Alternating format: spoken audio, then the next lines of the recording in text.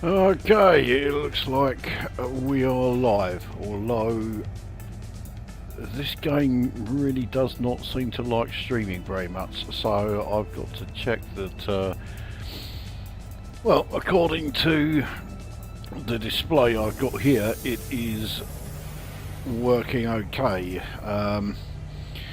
Well, we'll see if that is the case when anyone decides to come along and actually watch this fucking thing. So yes, here we are then with the first live stream that I have done this year, and I don't expect there's going to be a great deal of interest in it because I don't do live streams anymore, and I will freely admit I really don't feel like doing this one, but I've set myself, you know, a sort of target. I needed to do one because for months now I keep getting these ideas to do a stream about something or other, and I always talk myself out of doing it. And if I didn't do one fairly soon, I was never going to do them again. So I had to get one here. Commander Razorlight. Don't recognise that one. It's a new one on me, unless it's somebody who has changed their name recently. I don't know. I still play Elite. I haven't played it for a while. Last time I played it was in January, so I have not. I have not even had the Trailblazers expansion running on my PC yet. I've seen enough about it though. I've seen enough to know that, yeah, I will definitely go back to playing Elite again, but I have no interest whatsoever in colonising a system. Colonisation is okay. I mean, it looks like a huge time sink. The credit sink is no big deal because, I mean, I haven't exactly got a vast amount of credits compared to a lot of people. You know, you look on the first page of Inara and you've got people there with, like, you know, balances into the hundreds of billions. I'm on 90 billion, although I've got to transfer a loan over to my carrier again, so I'll be down to 89 billion. Oh dear, what a shame. So credits no problem, but I did one system, yeah. Yeah, I mean, what do you get out of it? I just don't see anything. I mean, I've never been into like the whole background simulator side of it. I don't know if colonisation is particularly tied to background simulation. It looks it to me, which is one of the reasons why I was not all that fussed about it. The amount of credits you get back, you know, per week is pitiful. So yeah, it just doesn't do anything for me. But you can bet your life I will be back playing Elite Dangerous when the Corsair is added, which I think it's April sometime, isn't it? It's due. So yeah, I'll go back in around then. But the colonisation thing is doing absolutely fuck all nothing for me. Anyway, stuff you need to take to build can be high lot, smaller stuff, small outpost. Yeah, I can't decipher that. Anyway, let's get back to the game in question, which is No Man's Sky. So there's been a hell of a lot that's happened in this game since I last did a stream or a video, for that matter, on this one. The big thing, of course, being the world's Part 2 update. And let's be brutally honest here, when it came along, yes, it was fantastic. The amount of new content in there was like, you know, fucking unreal. But there were a lot of issues and a lot of glitches there. And unlike a certain other game that I've just been talking about, most of those issues have now been dealt with. There are one or two that are still lingering. Jim has arrived.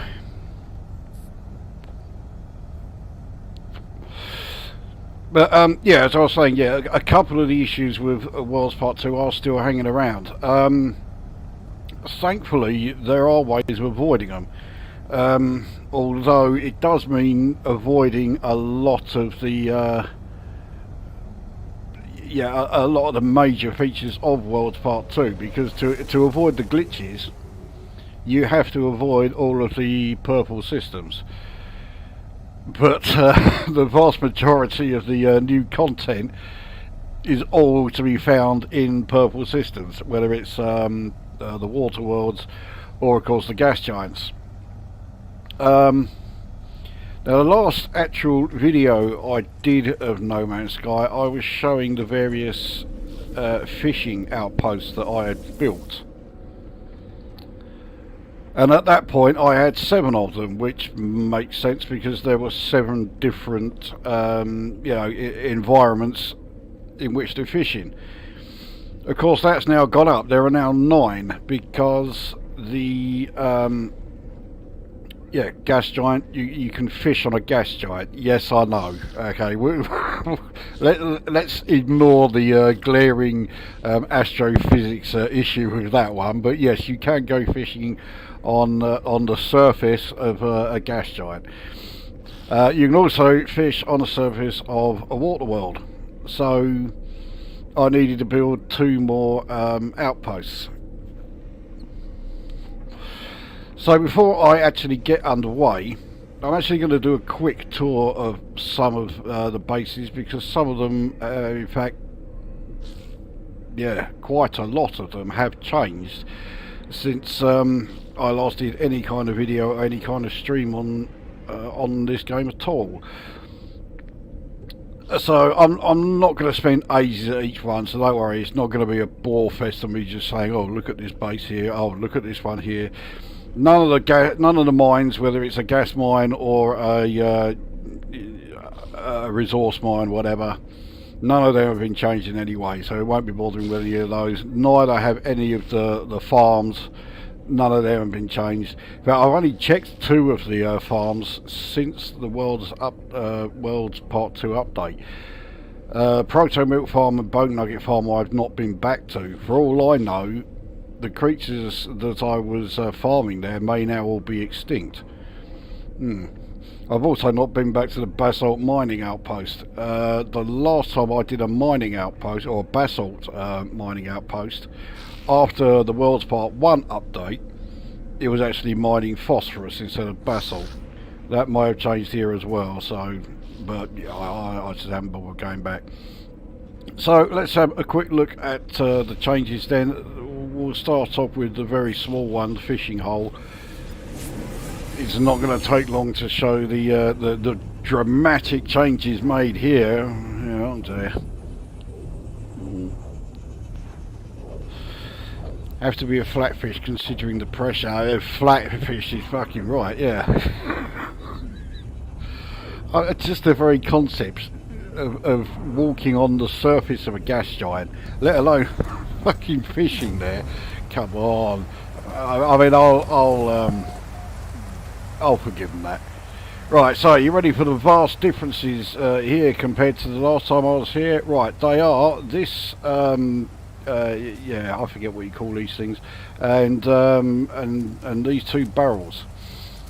That's it. that is all the changes here. I've still got the Nautilon. It's still underwater. I didn't need to put it on the surface.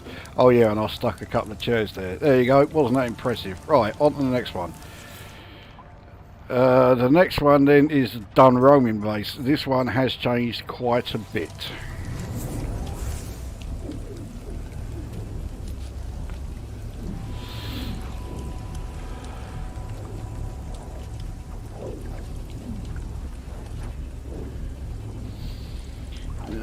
How's this charging? No, it's not bad. I'll give it another few minutes.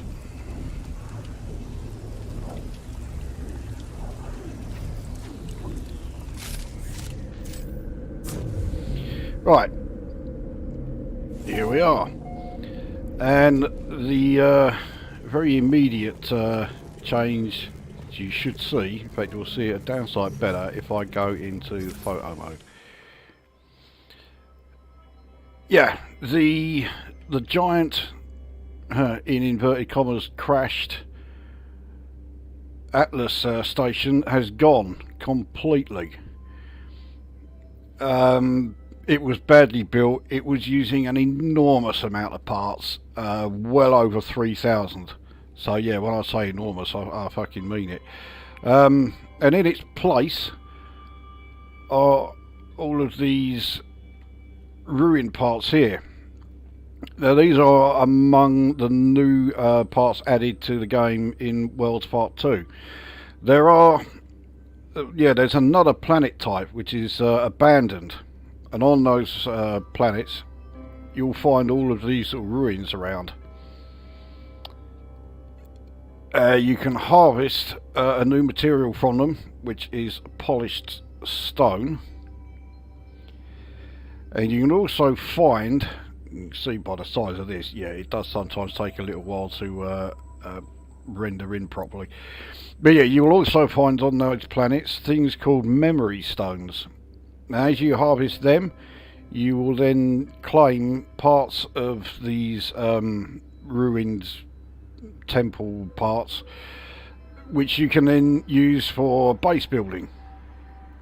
I think they all look pretty good, or at least they do when they render properly. There you go.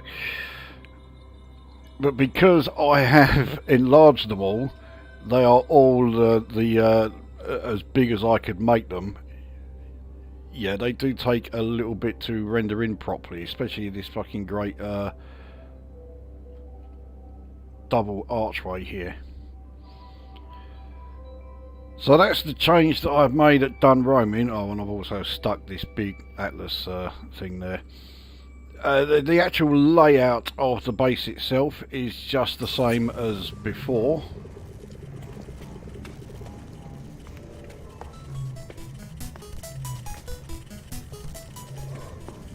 The only, I mean, it's not much of a change, but yeah, I changed the way that the floor moves here. So it's actually now, the flashing lights are in time with the with the bike beat device, whereas before, yeah, it really wasn't. It was just flashing pretty much as it felt like. And that, yeah, that really is it as far as changes here. I didn't say any of these changes were impressive, I just said they look different. Right, let's go on to the next one. So we got, yeah, quite a gap here before we get to the next one. That Odulutai Gateway hasn't changed at all, has it? No. Irradiated fishing outpost though, that has. So we'll head there.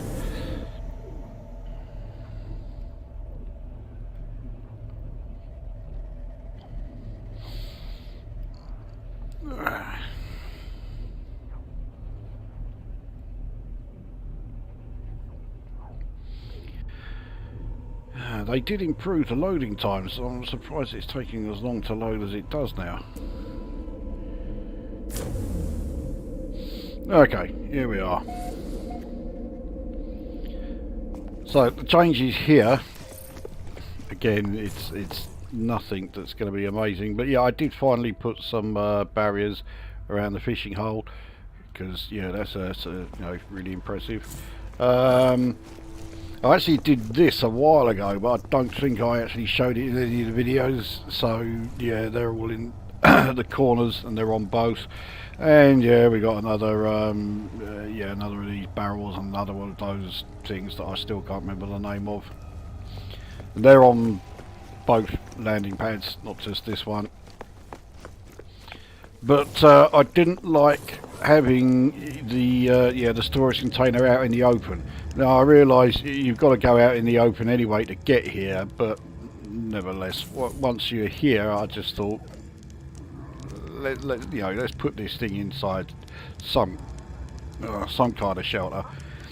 So yeah, I built this secondary building, which I'm sure I could put other stuff in here, but I don't know what.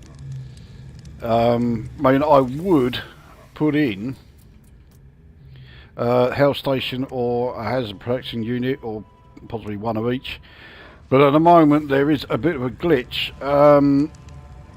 They don't get any power sent to them if you build them anywhere except inside prefab buildings. Yeah, any of the yeah, the large structures. So you know, you build them in any of these, you know, the cylindrical room, square room, or if you built a room, you know, using the cuboid or glass cuboid rooms, yeah, they'll work fine in those. But if you're using any of the you know, timber, stone or alloy structures, no, it won't. I'm sure they'll sort that out fairly soon, but at the moment it's a bit of a pain.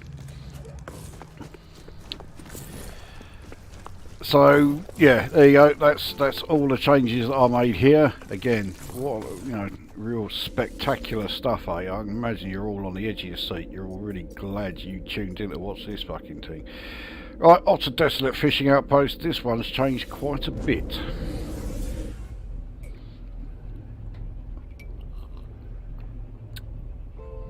I'm assuming that, you know, the stream is actually working, because, as I say, this game doesn't always like being streamed. I am, you know, someone let me know if you can actually see what is happening on screen. It's not just showing, like, you know, one still image. Anyway, so here we are at the Desolate Fishing Outpost.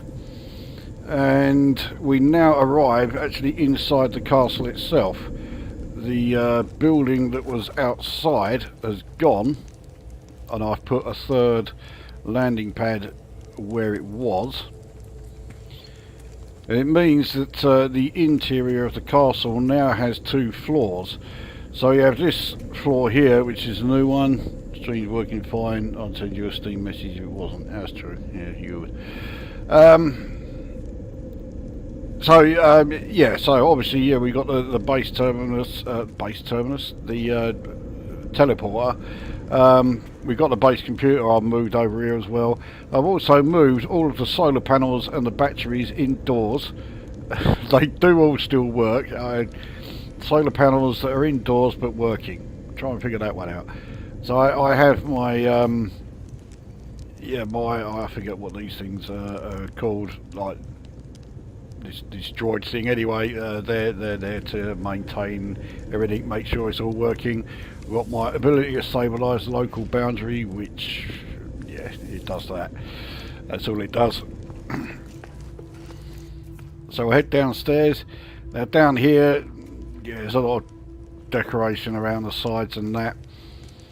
But the reason for doing this is that I discovered what the cause was for so many of my bases where I'd be standing inside just as normal, but I would still be losing hazard protection. And the reason for it was that my bases were too open. You know, there was like, you know, all this flooring here, it wasn't here. So I had like between 2.5 and 3 floors just straight up from here to the roof. And it's too big a gap. It's too airy, so the atmosphere can all get in, and so you're not actually getting any shelter from outside. So I had to sort of close it in a bit, hence why I've done this. Now around here everything is pretty much the same as it was. The storage container off to the side there. Yeah, we've still got a trade terminal. But if we go up to the roof,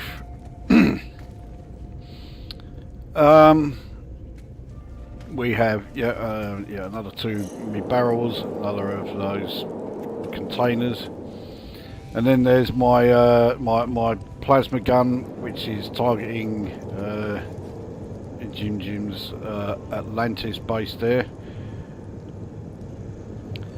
But yeah, my guys seem to mean business. There's a lot of supplies up here.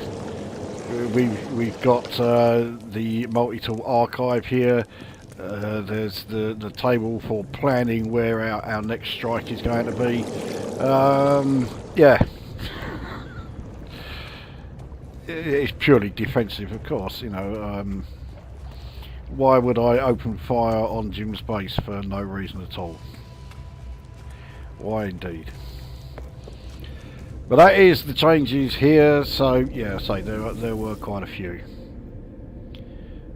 Right, on the next one. Next one is anomalous fishing outpost. There are a few changes here, but nothing particularly dramatic. So this one really won't take very long.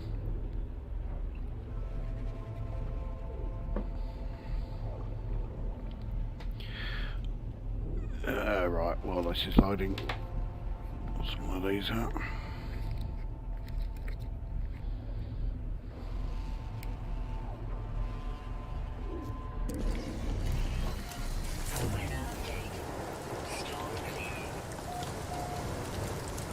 Right, so the changes here, yeah, you guessed it, cut all these barrels and this thing here.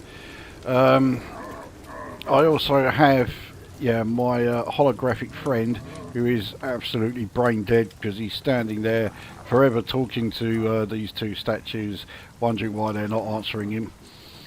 And yeah, I have another of these. I've a pet blob on just about all of my just about all of my bases now. No changes at either of the actual fishing holes themselves. And then here, yeah, I stuck an aquarium. Could be seen as being a bit cruel, you know, I've got water all surrounding me and yet these fish are stuck inside this aquarium. Oh well. Somewhere on this planet there is one of those giant worms constantly jumping around, so they're probably safer in here than they are actually in the sea. So that's my story anyway, and I'm going to stick with it. There you go, that's the changes here. Wasn't that fucking dramatic? There you go. Right, off to the next one.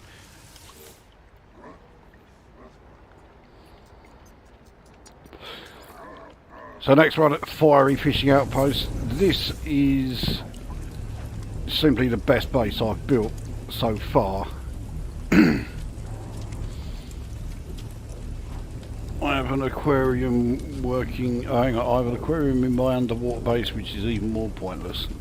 Well, depends where. I'm trying to remember where your underwater base is. We'll just say that they are fish that can't survive in the fiery waters. There you go. Problem solved. So, right, here we are then at the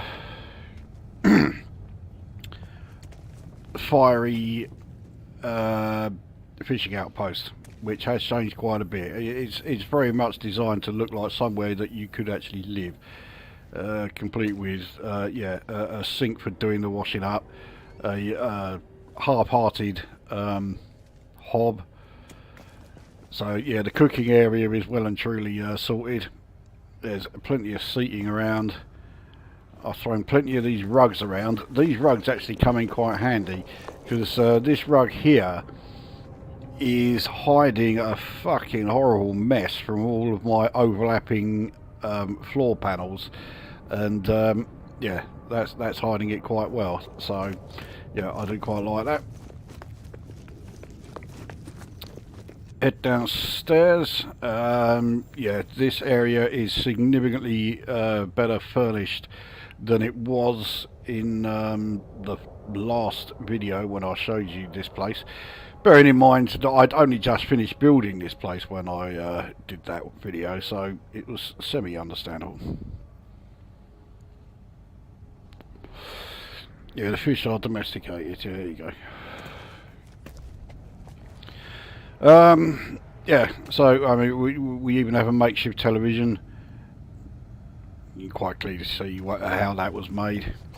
Then we come into this new area again. So I had the storage container completely outside, and I just thought, well, why lose some of your hazard protection just because you're trying to get to the the storage container?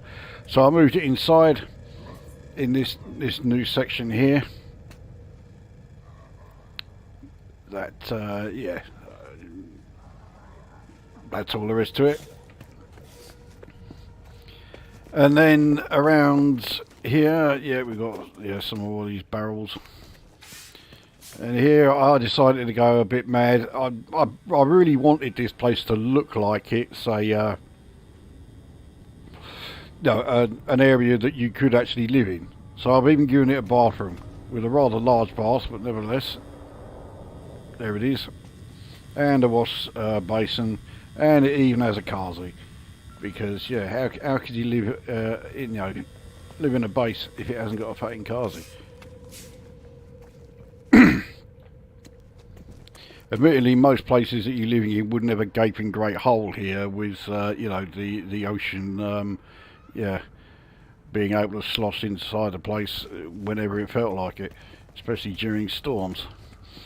So I've also extended the landing pads, so there are now where's the door? There it is.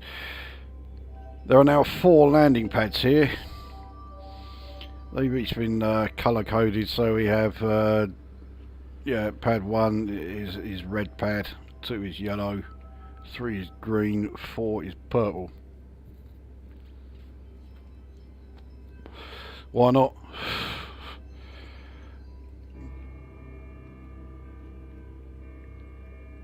As far as the exterior goes, I mean, you can. I've tried to make it look like the 2 areas that I've added haven't just been stuck on. I'm not sure they particularly work, but yeah, you can clearly see that this area here, that's where the bathroom is, and then round the back, yeah, that really does look like it's just been stuck on. But I mean, it works.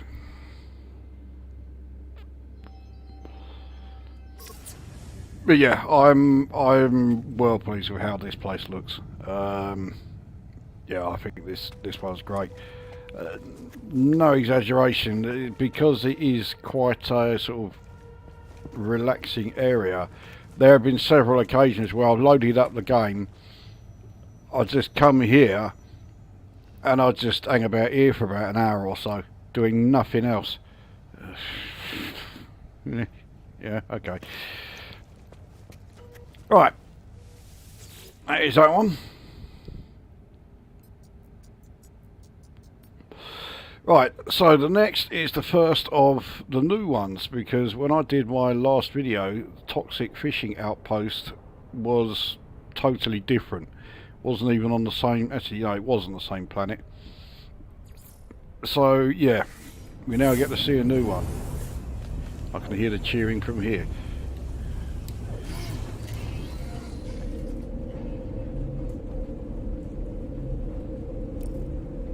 Didn't appreciate the exterior when I visited it last. Yes, yeah, I don't think you really had the chance to see the exterior too much. So yeah, here we are then at Toxic Fishing Base. Now this is another one where I had real problems with how tall it was, and it was just this ground floor, and that was it. So everywhere I went, I was still losing hazard protection, There are still areas where it still happens, but nothing like as many as there were. So it's all full of the usual sort of features that you'll find in my fishing outposts.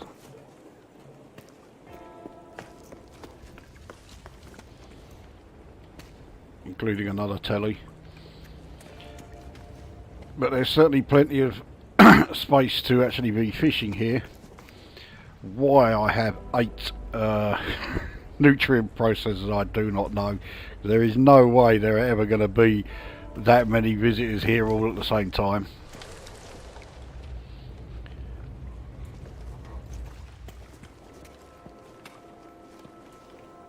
I still obviously need to decorate this area. A very large empty patch, so I need to put something there. I need to put something a bit here as well.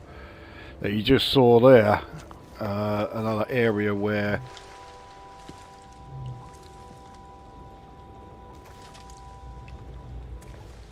okay, I don't know whereabouts it was, but yeah, there was another area where I was losing hazard protection. So I haven't got rid of it completely, but it's been significantly reduced compared to what it was like when I first built it. So yeah, it's a lot better. As far as what's outside, there are just the 2 landing pads here.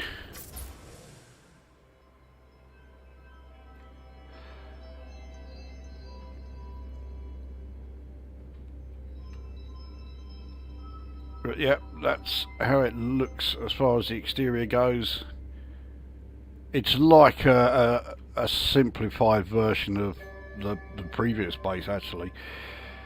I prefer to have my bases all looking different to each other. This is probably the one where that's been least effective. But then that also was the case of the original toxic fishing outpost I did. So, you know, I wasn't particularly inspired when I came up with this one. But I mean, it does the job. It does the job more than well enough. Right, I won't bother going to the methane gas mine, or at least not yet. We'll head to the lithium mine, because if you're not familiar with Worlds Part 2, then there is something here that well, might take you by surprise.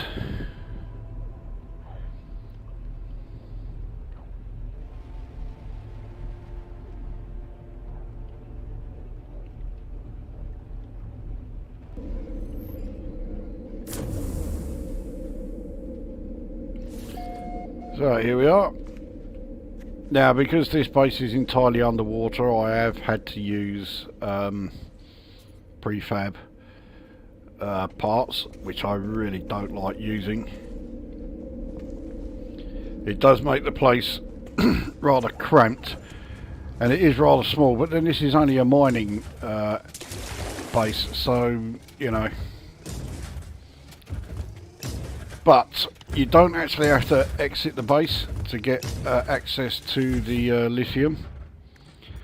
So there's 7,500 of it stored here, if you are in need of any.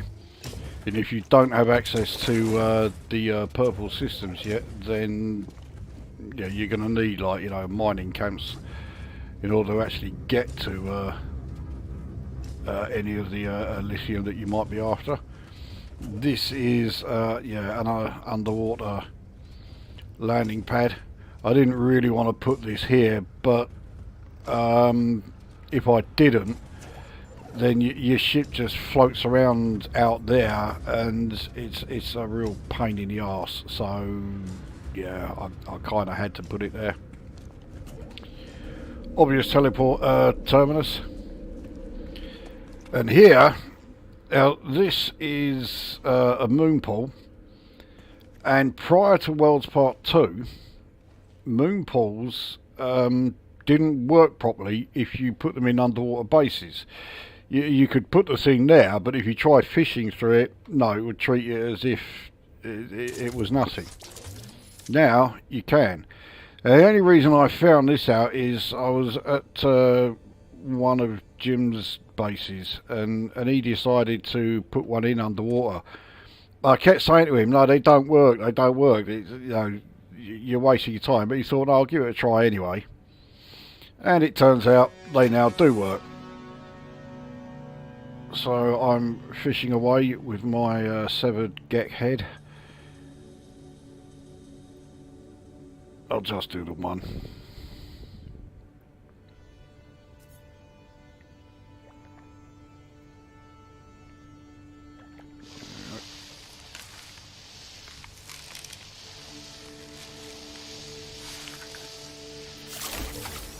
After all that, one of the shittiest fucking ones you could actually get. It wasn't even the heaviest one either. But that is... Oh, I've also got, yeah, the you can get into the Nautilon there if you want to. But if you have a look, you'll see that, yeah, the depth of this base is 1,233.7 units. It's a long way down. And if you have not got the right upgrades on your exosuit, which would, I mean, obviously you need the aeration membrane. You could do with getting some of the old breathing upgrades as well. So I got 3 of the S-class ones. They're not vital, but they help. Oxygen rerouter certainly helps. Any of your hazard protection ones help. So yeah, put the 2 blueprint ones on, and then any of your S or X class upgrades there. But there is also, I'm trying to see where it's gone. Oh yes, it's there it is, the pressure membrane. This one you really do need, because once you reach a certain depth underwater, it's about 300 U's I think, the pressure goes up, and your protection against this particular environment just absolutely plummets. So you really do need to put this thing in. But once you've got this, your aeration membrane and your procedural upgrades there, and then all of your life support upgrades there, you can actually survive out there quite well. Nevertheless, it's still handy to have the Nautilon around and use that to get around while you're this far down. So that is lithium mining mining camp or mining outpost, whatever I called it. So the only reason to come here is if you want to yeah, get the lithium from here. 7,500 of it. It's not a bad amount.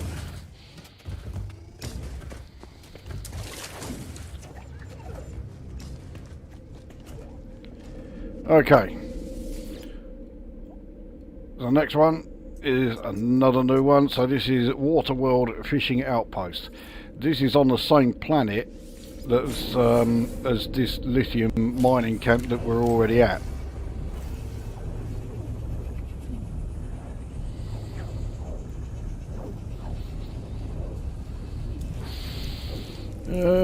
Your ship can also spawn half inside and half outside the underwater base if you don't have the landing pad. I've never had that happen before, but I mean, it's not going to happen now, so you know, it's not that big a deal. Anyway, here we are then. So this is, yes, the Waterworld base, and it looks quite different to any of the other ones, which is very much the intention.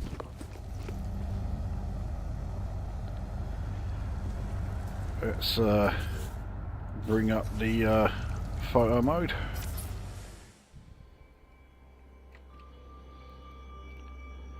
So this was, I basically built it to try and make it look as natural as possible. I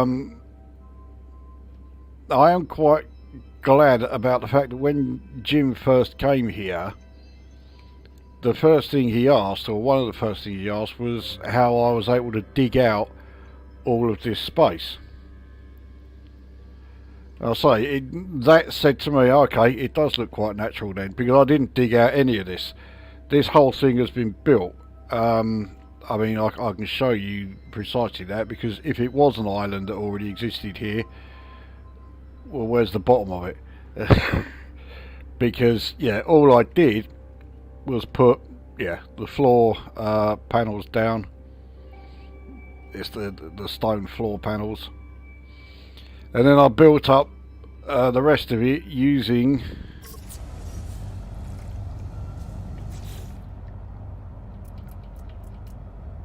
this part here, the frozen planter.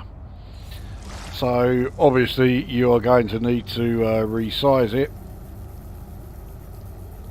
and then you're going to need to, you know, move it about.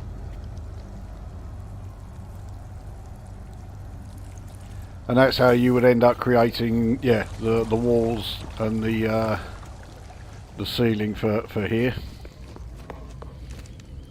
So yeah, it's using stone parts as far as like the floor and the stairs go, but none of the walls are stone parts. They're all those planters. So the fishing hole is over here. So we have the usual 4 nutrient processors. There is a second floor as well, so if there's too many people downstairs, you can come up here and fish from here. Yes, I know there is never going to be too many people here, but you know.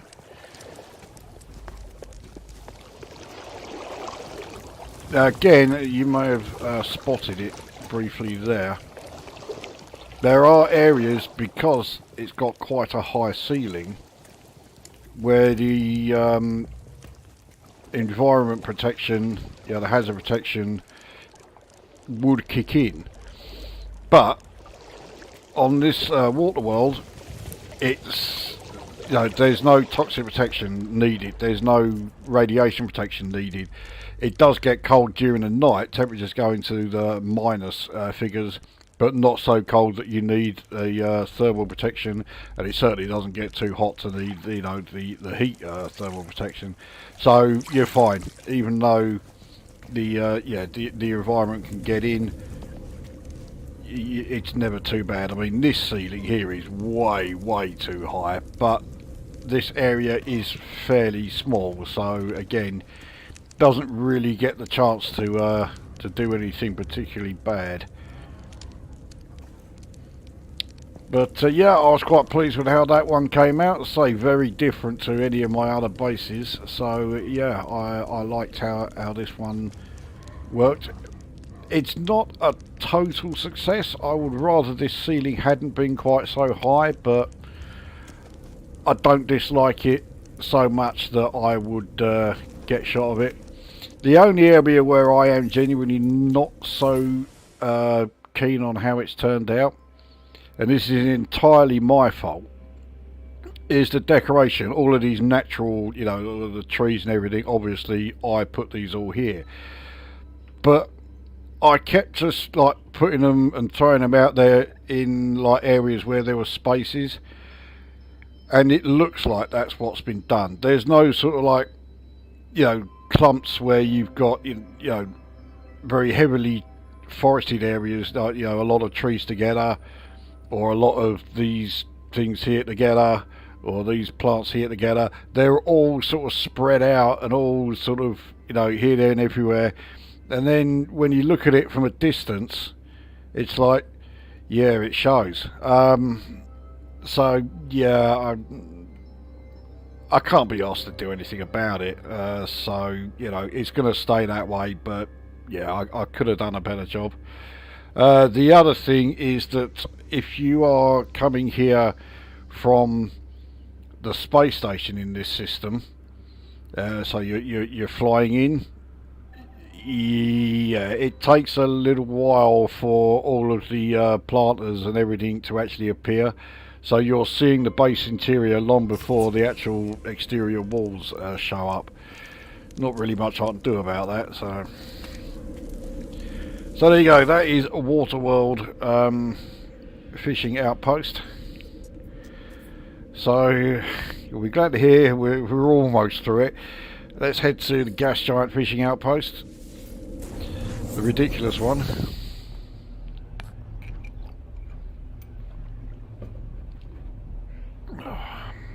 I might tell you, I fucking feel rough as hell.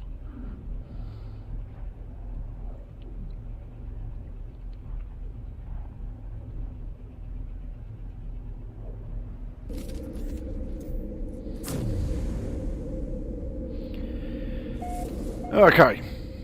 Now here, yep, we are in a base over the water. And you see the mountains in the distance on the surface of a gas giant. Okay, it might make sense to someone. I'll freely admit it doesn't make sense to me, but nevertheless, here we are. Now, gas giants have been a bit problematic. This is the second gas giant fishing outpost that I've built.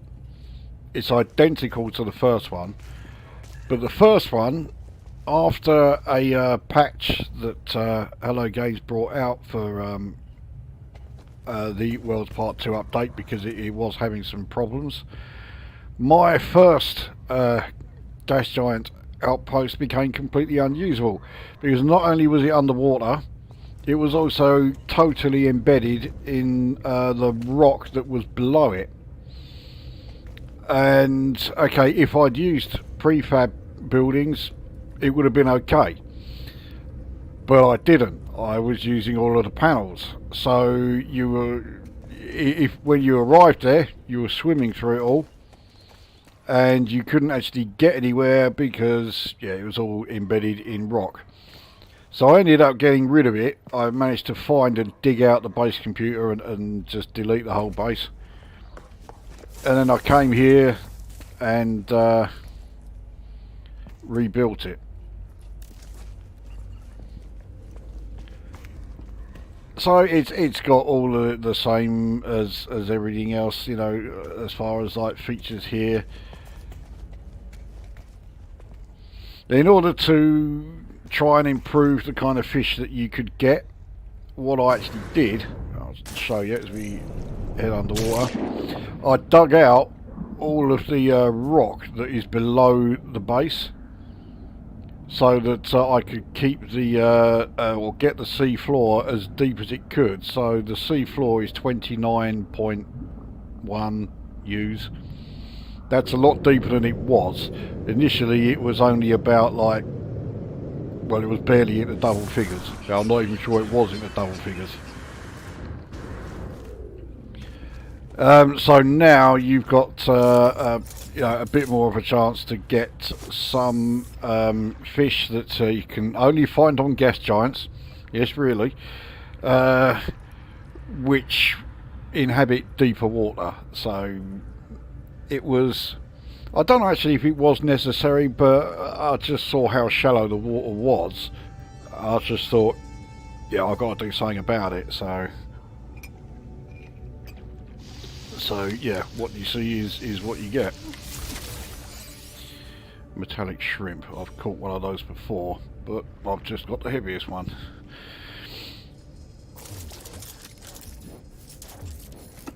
Right, that is the gas giant fishing outpost. Actually, I haven't shown the exterior view of it. So you get to see firstly, yeah, the environment on the on this gas giant surface, and you also get to see how it looks. It's, I mean, it does look different to all of the other fishing outpost, which was the main aim of it. It doesn't look like anything particularly special, but it does the job. So, you know, I was quite happy with that. Well, I wasn't happy about the fact that I had to build it twice, that's for sure, but yeah, I was quite happy with how it looks, and now it looks like everything's going to be fine on gas giants. It should be okay. Right, I think that is everything. Oh, okay, right, there's irradiated fishing outpost beta. I won't go there. You can see what it is. But the reason this one exists is the irradiated fishing outpost here, which we went to earlier in this stream. There are no storms on that planet, so you can't get any of the fish that that you can only find on radiation planets, but only appear during storms. We're never going to get them at this one because there are no storms. So I had a choice of either tearing this one down and rebuilding it in this area here, as it turned out, but I couldn't be asked, so I just built a very simple underwater base that uses prefab buildings, or prefab parts, as you can clearly see, but it has the moon pool there. There are quite a few storms on this planet, so yeah, now you can get the storm, the irradiated fish that only appear during storms. That's the only reason why that's there. Now I will show you one last base because, yeah, well, hopefully it will become apparent as we head to Methane Gas Mine 1C. I've not been here for quite a while. You may be about to find out why. What about a frozen fishing outpost? Well, I mean, the Ojilutai Gateway base is on a frozen planet and you can fish there, but I do have something in mind as far as an icy fishing outpost. So I will explain once we've finished here. So here we are. Now it all looks pretty fine. You can see the environment outside. You can see, yep,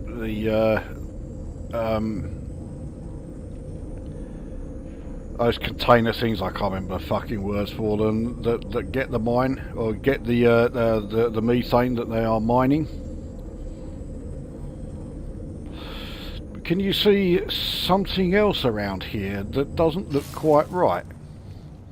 For a start, I'm now out in the open in a gas giant, but the temperature is fine, the pressure is fine, and these rocks are all floating in the air. I mean, I know there are plenty of rocks that float in the air on gas giant bases, but not this many. No, because this is underground. It's been stuffed down here. This was a base that I built before that patch that came out. The patch which raised the water levels and the surface levels of the gas giants. But it didn't raise the levels that your bases were built at. So, yeah, they were all going up the side of the mountain, a mountain which now just seems to have disappeared.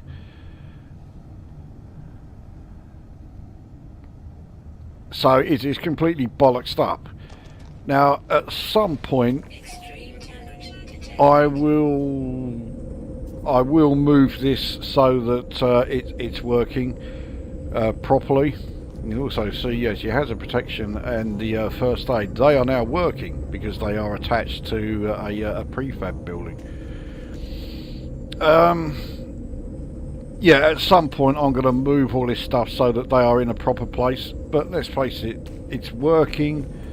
It's not a big deal. You're going to come here once, grab your 6,500 methane and you don't need anywhere near that amount, and then you're never going to come back here again. So it's not a priority getting this one sorted out. Those storage silos look ridiculous piled up like that. Yeah, they do. I say they were going up the side of a mountain, and it did look pretty good then. But now it does. Yeah, it just looks ludicrous. But there's not really much I can do about it, apart from say delete the base and rebuild it on another gas giant. And yeah, it's not a priority. I'm really not that fussed about doing that. Right, so that is all of the bases. I'm sure you found that utterly riveting. Let's go back to the space station that I was at the start.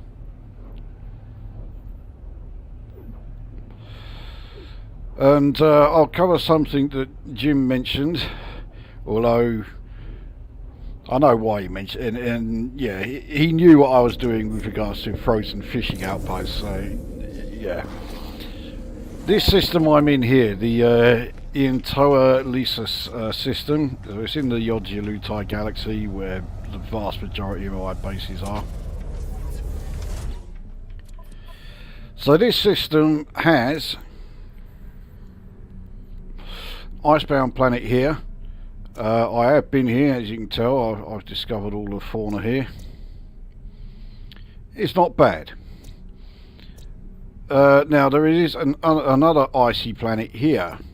This one does have water. As you can also see, I've not been here, and the reason I've not been here is because aggressive sentinels. Aggressive sentinels are such a fucking pain in the arse. So I decided no, I'm not going to bother looking there. And then there's this one, Racer. Again, you can clearly see I've been here before, discovered all 13 fauna here. And this planet looks pretty good for a location for an icy fishing base. So let's go and take a look.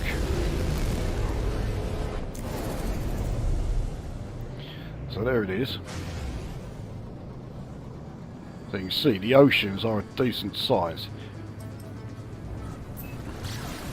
Now one thing I will suggest is that if you are looking to do what I've done and build fishing outposts on all the different like environments and that, with the obvious exceptions of the gas giant and the water world, because you've got to build those in purple systems, the rest, don't bother trying to build them in purple systems, because that patch that raised the surface levels and water levels of gas giants also affected all of the other planets that you will find in those systems. So in the case of gas giants, it affected you know, all of the moons that are around it. And yeah, it affected the land levels, but it didn't affect the water levels. So it doesn't matter how much water you are seeing on the surface of the planet as you're approaching it.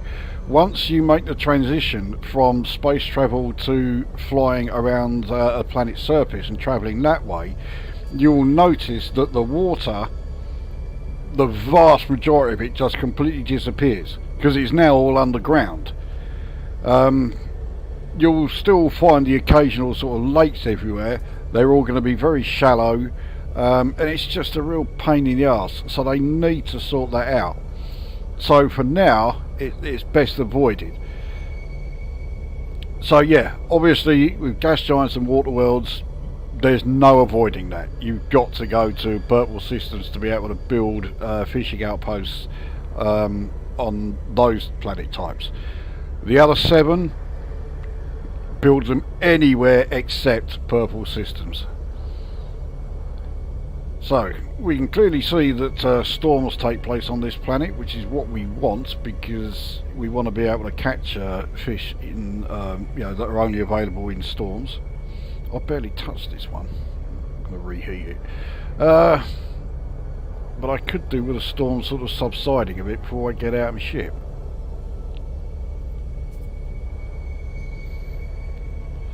Now, according to this, I've got 6 concurrent viewers. Find that hard to believe.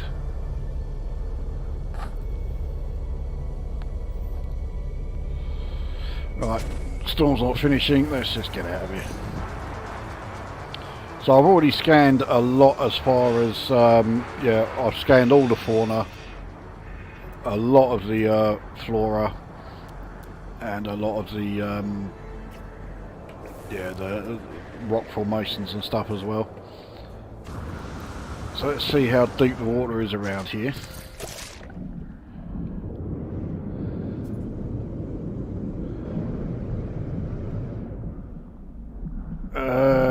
26. So I'd really like it to get to at least 30.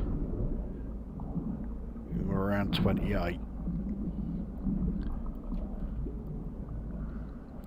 I don't want to do what I did with the there's another one I didn't scan. I don't want to do what I did at the gas giant, which is to dig away at the ground to improve the, you know, increase the depth, because doing that really does bump up base complexity, and I don't really want the bases to be particularly complex. Not at the moment anyway. Right, so now the storm starts clearing, which is just as well, because I can't see a fucking thing.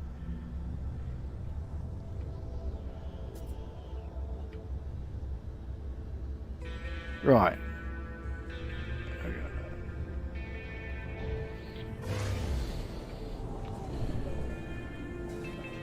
Now, these sorts of islands here,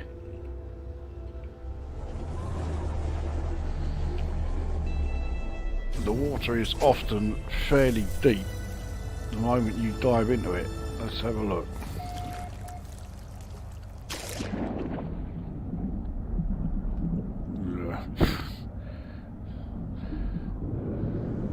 Fucking hell, the nav marker is underwater here.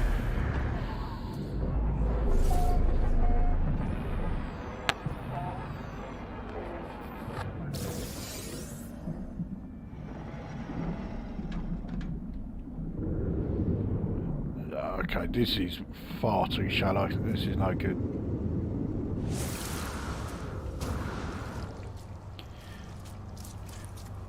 Now, I freely admit, I don't normally look for water depths first. When I'm looking to build a base now, the first thing I want to check is how far away the nearest electromagnetic hotspot is. So let's try here.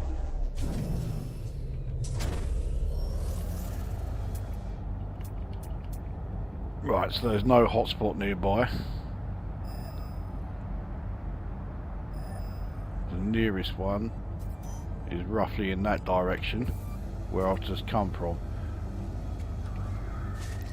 We'll have to move quite a bit further away. I mean, this area, I mean, the water looks, actually no, the water looks far too shallow again.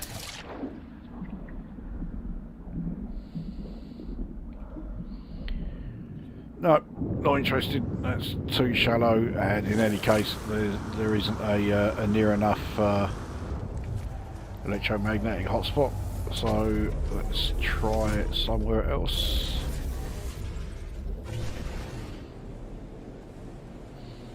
So we'll head roughly north.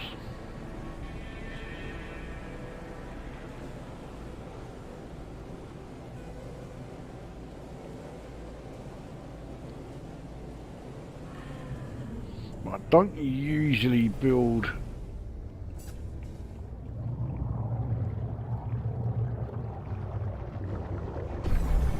so yeah, that sounded like aquatic landing jets, but I'm on land. I don't know what the fucking hell's going on there. Anyway, I don't usually build on these because, yeah, there's quite a gap between where I would be starting to build and the water surface.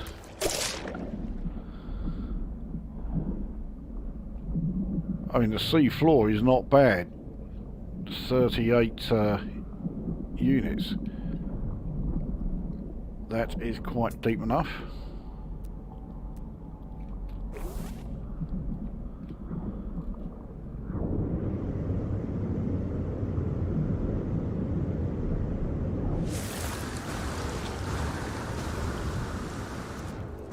Get up there, you. There you go. Now, where is... there's no fucking hotspot nearby. Trying to pinpoint where it is. Or at least have an idea which direction it's in. So it's over this way. South. It's going to be the same one that I flew away from.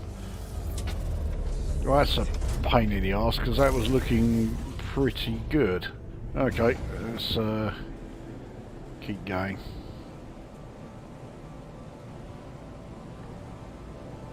Usually finding a suitable planet to build one of these bases is more than half the task.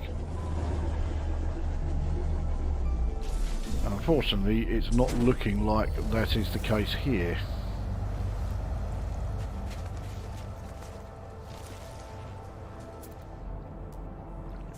Didn't think I'd scan that. Right, let's see how far down this goes. Not very. We're on the other side. No, this is no good.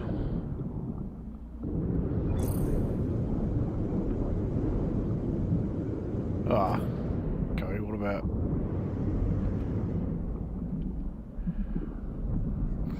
Okay, so it's 34 around here. I'd have to build a fair way out from the island. That's not... I mean, it's not ideal, but it could be far worse.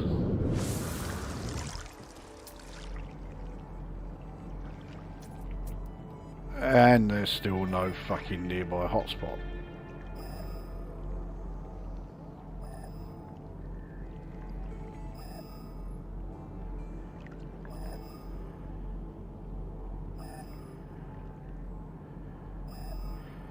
Where the fucking hell? Right, so it's in this direction, which is north. Okay, well that's the direction I've been heading in.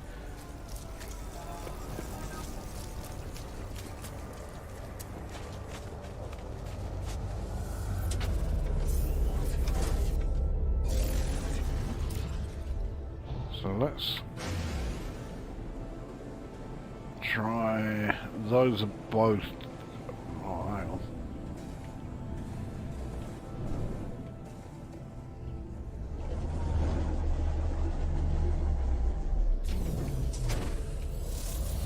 Right.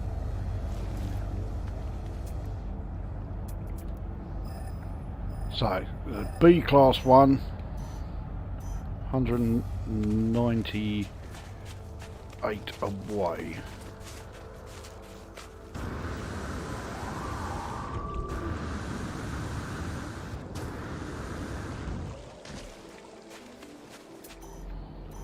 Now, to be honest, I don't really know why I'm rushing this, because I have no idea what kind of base I'm going to build. It's not deep enough. Look at that. That's shit. And then you got this huge fucking great shelf here, so you're going to be fishing in, well, yes, three and a half to 4 foot. Until we get over this side. About here.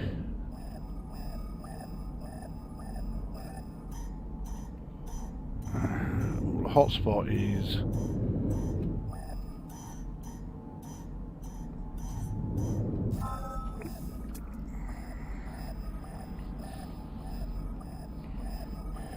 Right, so that's where the hotspot is.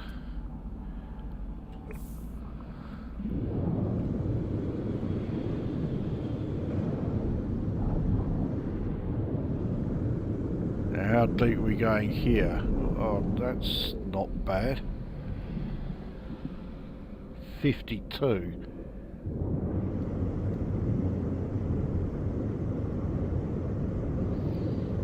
I may have to build a temporary because that looks pretty good.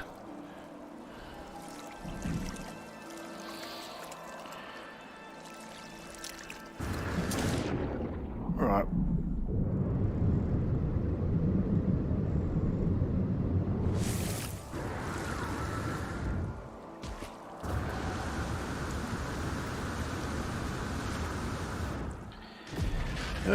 Right, I wasn't going to do any like actual base building during this because watching base building is not always the most interesting thing.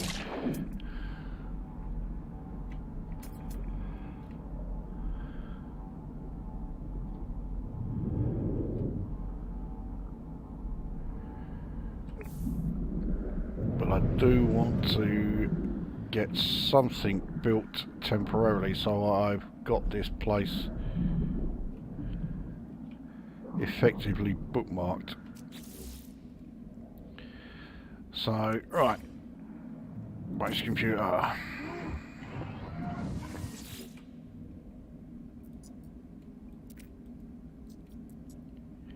So we'll claim it.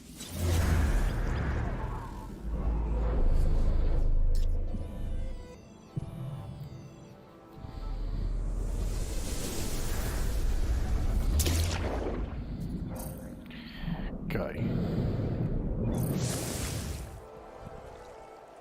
Oh, I didn't realise that it was that close to the water's edge. Alright, so we will get a temporary place up and running.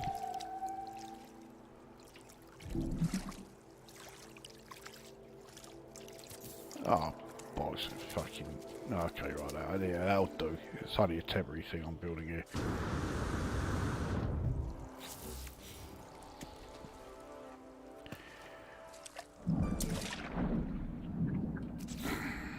This bit's underwater, so we will want watertight door. Done. Let's move the base computer inside.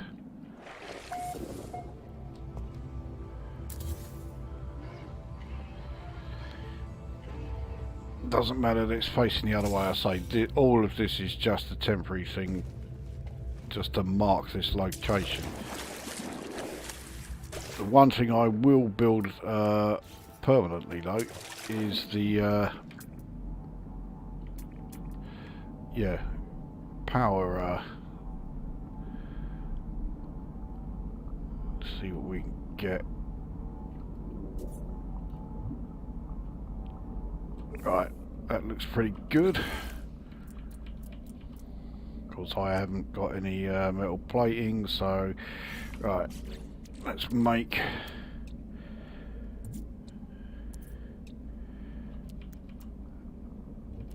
right 8 metal plating, so we can build 4 of these, which is far too many, but it's better to have too many than not enough. 1.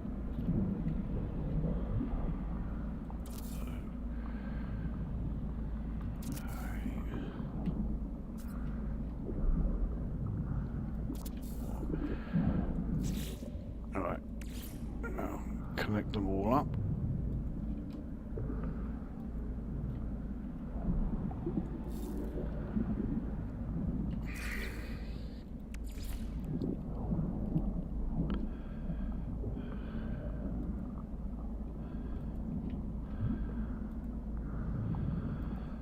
Right, so they're all connected. Where's the, there it is. So we'll go from this one.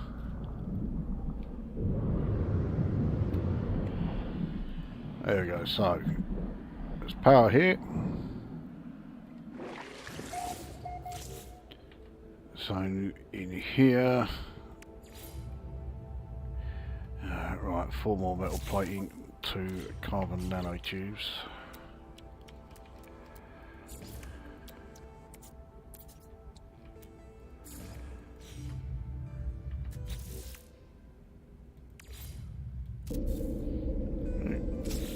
Done. And I mean, I'm going to need a landing pad, and I want my ship kept somewhere where it's not going to get in the way.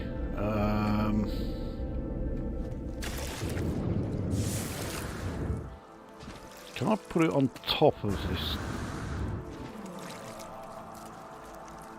Doubt it will let me, but right, what do I need? Another 10 metal plating.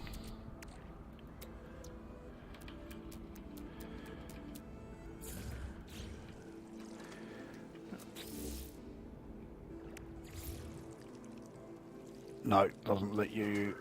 Oh, hang on. Well, yeah, okay, I could, but it's going to be. Yeah, it's going to be if I put it as a. Fuck it, right, put it there.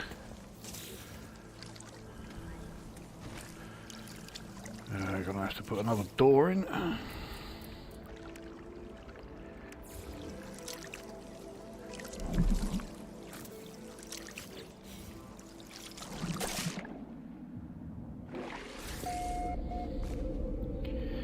Last thing to build, since it is just a temporary one, is I want a trade terminal just in case I end up needing any more particular materials. But that is, that'll do for this temporary thing. So we'll give this the usual name. So this will be Icy Fishing Outpost. It's unfinished, so it'll be the site, not the actual one. So it's uploaded. So there we are. So we found a pretty good location actually. All I need to do is, I'll have to build outwards from here down to, just to make sure that I can. Yeah, it's round here, that's it. So I can get to this sort of depth. I don't think that's going to be a problem. It doesn't need to be, it's only 112U. So building a base outwards from this point, that'll be easy enough.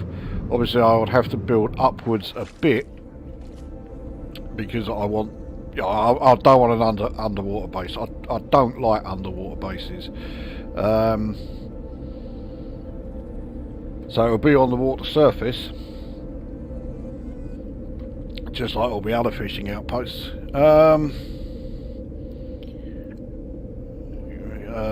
Professor Cynical. That's another one I don't remember seeing you on this channel before. So yeah, we're getting a few new ones today. Don't forget your storage container. Well, no, but I'm not going to say this is just a temporary thing marking the site. This isn't the base. I haven't even started that yet. Have you also done gas mineral survey just in case? Well, you know that I haven't, but let's take a look. There's a gas cloud. It's 310 away. It's too far away, really. Well, let's have a look, see what's there. It's only C-class, whatever it is.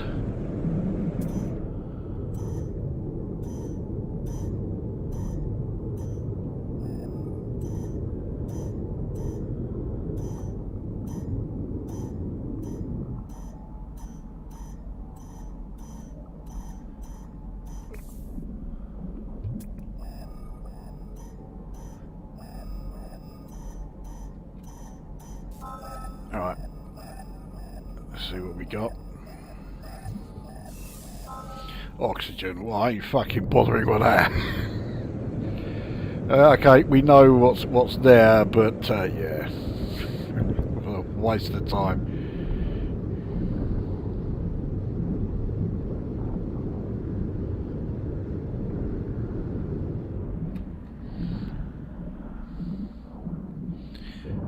Yeah, that does look a good spot. I'm quite pleased with finding that.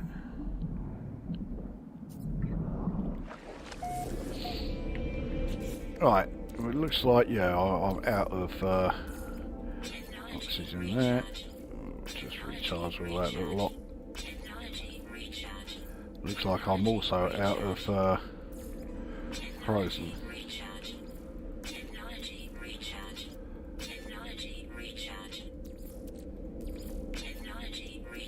That is pretty much everything.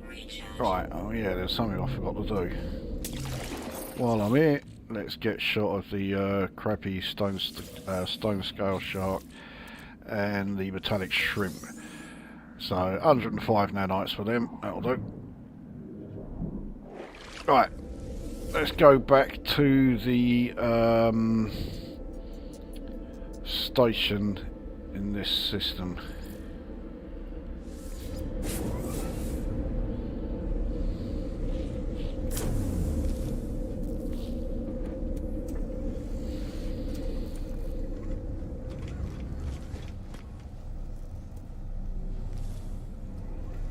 Well, I know it does often show the base computer, but it's not showing it yet. Oh well, right.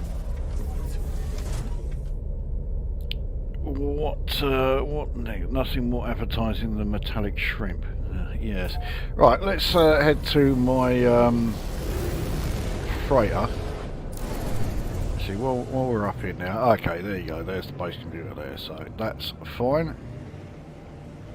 Right, let's head to my freighter then, because there have been a few changes to the base on my freighter since the last video I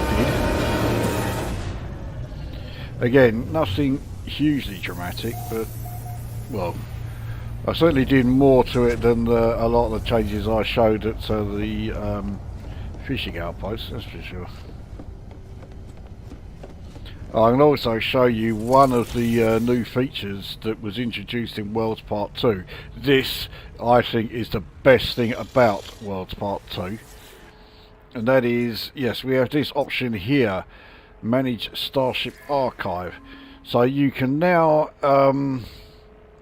put starships that you're not going to be using anytime like soon into a storage hangar, which means you then free up space in the in like your active starships, and it means that you can now own 30 starships as opposed to 12, which it was beforehand.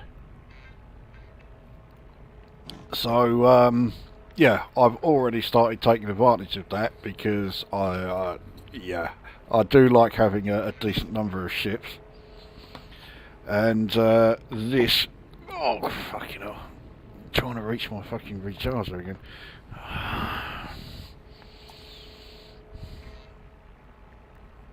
There we go.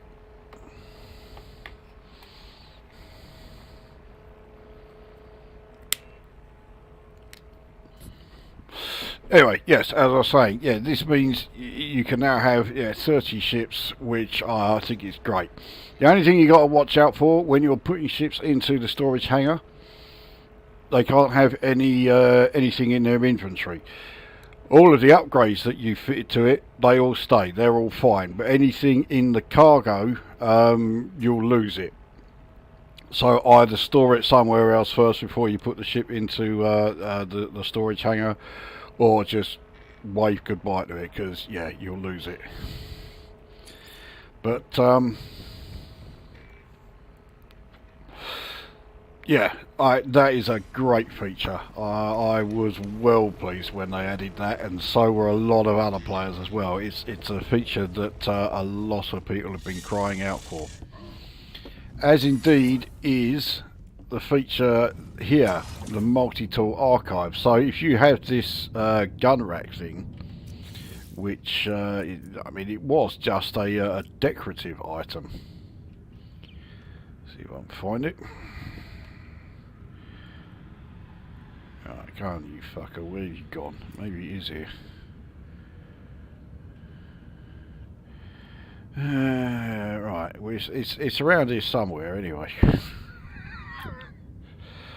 Oh, come on, where the fuck are you? There it is, weapon rack, there we are. So it's only 5 pure ferrite and 5 cobalt. You can build it at any base. But once you've built that, you now have access to your multi-tool storage. And this is another one. You can store, just like with the ships, you can store 18 ships in the storage hangar. Here you can store 18 multi-tools in your storage rack. So yeah, 30 ships is the most you can have. You can also have 24 multi-tools, which ain't bad. I've got 7 of them. To be quite honest, I very much doubt I will get any other multi-tools, because the 7 I've got are all fucking great. The new feature of buying blueprints and not ending the conversation after each purchase is very welcome. Yeah, I mean, I had all the blueprints prior to that feature being added, so I didn't really notice it so much. But yeah, that is a quality of life update that could not have come soon enough. Goblin Prince has arrived. How are you? God, you don't want to know how I am, but I'm soldiering on. Anyway, so the actual base here, I mean, I'm sure you've all seen the video where I initially show it, so you know about the general layout, but yeah, a few more decorative parts. I've got, you know, a couple of skulls lying around. That one is right up the top there. But you couldn't see it very well, that's why I put a second one down here, so you can actually see that one quite clearly. Yeah, I now have a sort of weird butterfly thing hanging around my central garden area here. Anyway, the biggest change is here. If you have an Atlas 1 pass, you get plenty of opportunities to use it. If you don't, you still have plenty of opportunities to pick up a load of stuff, because I've got absolute shitloads of them. They all contain something or other that you're going to need. So yeah, you are not going to run out of you know, whatever items here. You know, you're going to spend quite a bit of time clearing that lot out if you decide to come here and take advantage of all those barrels and containers and what have you. Now in that area, that was where I used to have all of the storage units. Well, they've been moved. They're now in their own building, which is in this new section here. I say new section, I built this area months ago, but yeah, so this is where they all are. Now obviously you know, I don't need to come here anyway, because I can just access it from here as normal. Oh yeah, I don't need to be doing any more stasis devices or fusion igniter crafting, because I now have 500 of each. So this thing is completely full with 1,000 of these things. Each stack of 20 is worth 312 million. I've done the maths for you already. There is 12.6 billion units in this one,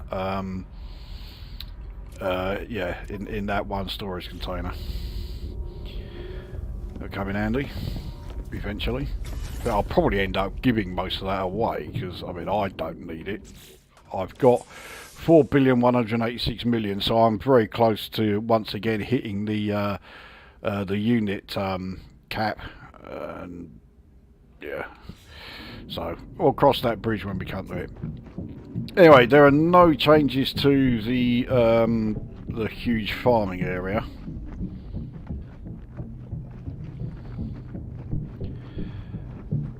But I added this area here. This area is a sort of black market, sort of marketplace. So you have all of these weird and wonderful people here selling. This guy's obviously selling stuff for Exocraft. This guy here, he's dressed as, or he's made it look like he's selling plants. Of course he's going to be selling drugs, usually Geknip. So here we have a weapons guy,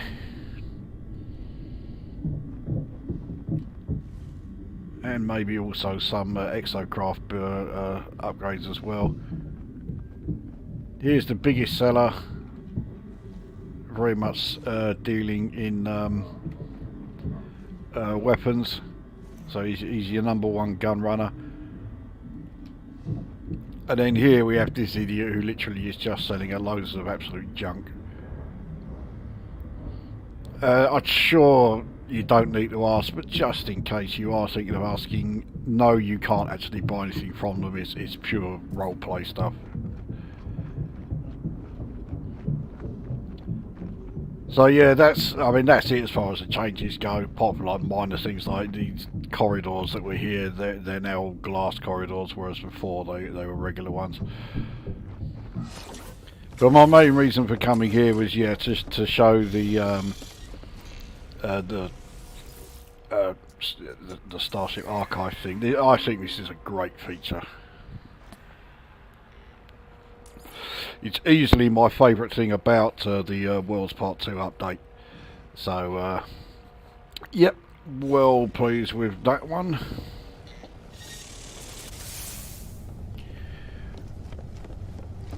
Okay. Well, I've shown you what these new planets look like when you first appear at them on a base. What about how they look from space?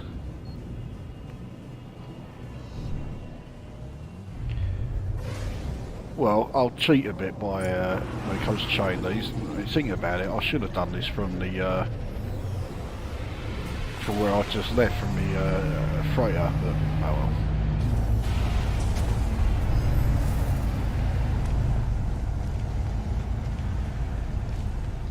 So we'll head back to the gas giant fishing outpost, just so that we can then leave it again. Where's he gone? There he is. Right.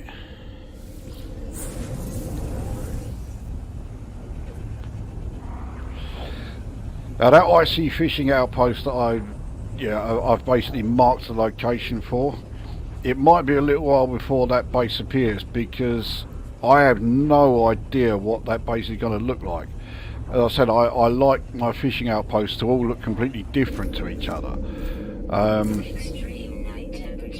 And I only know what part of that base is going to look like. But as far as like the whole thing, I haven't got a fucking clue.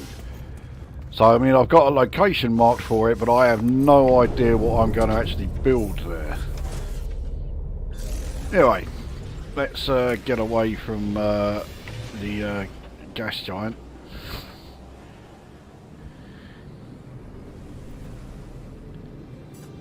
Now the first thing that you will notice is that the space station is quite a way away from the gas giant planet. Considering it's the primary planet, it's the only planet in the system. It's not that surprising though, because of course you've got all the orbit paths of all the moons that are flying around it as well. I'm sure flying around it is not a term used in astrophysics, but hopefully you know what I mean. The moons that are in orbit around it, yeah.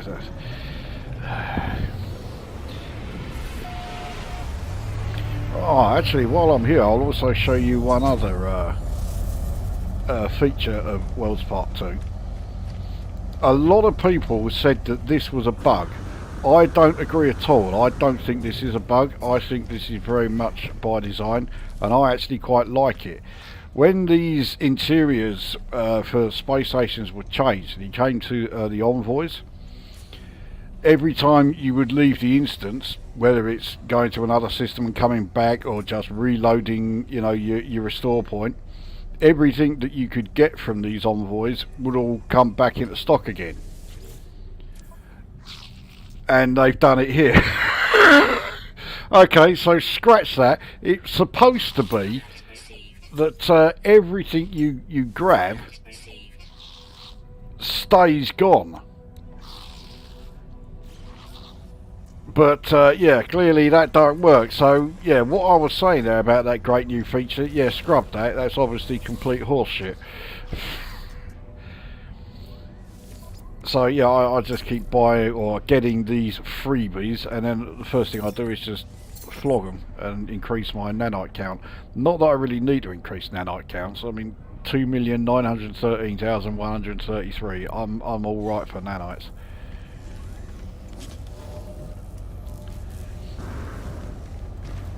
Anyway, well, I'll try and show that when we go back to the system that my freighter is in. So anyway,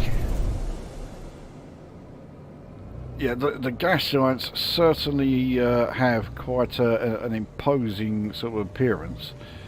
It's quite rare for you to find moons this close. Usually they're all quite a distance away. Yeah, it looks like all the rest. Okay, that one's a foggy moon. But gas giants, there are some materials or resources that you can only find on gas giants. Crystallized helium, which you can see there, that is one. Activated quartzite, believe it or not, that's not one. There are quite a few moons, or quite a few planets in general, in purple systems where you can find activated quartzite. Quartzite itself can only be found in purple systems. The other resource that you can only find on gas giants is methane gas here. As you've seen, I've got a methane gas mine, so you know, if you're that desperate to get a hold of a load of methane, then yeah, you can head to that gas mine there, which is completely bollocksed up and completely underground, but at least it still works. So we're flying around a bit so I can show you a bit more of the I mean, this gas giant is quite monochromatic actually compared to a lot of the gas giants I've seen. It is a bit dull, but I do like the way you clearly see all the like cloud bands and that moving around. Obviously very much influenced by the appearance of Jupiter. So okay, let's head to the surface of the gas giant.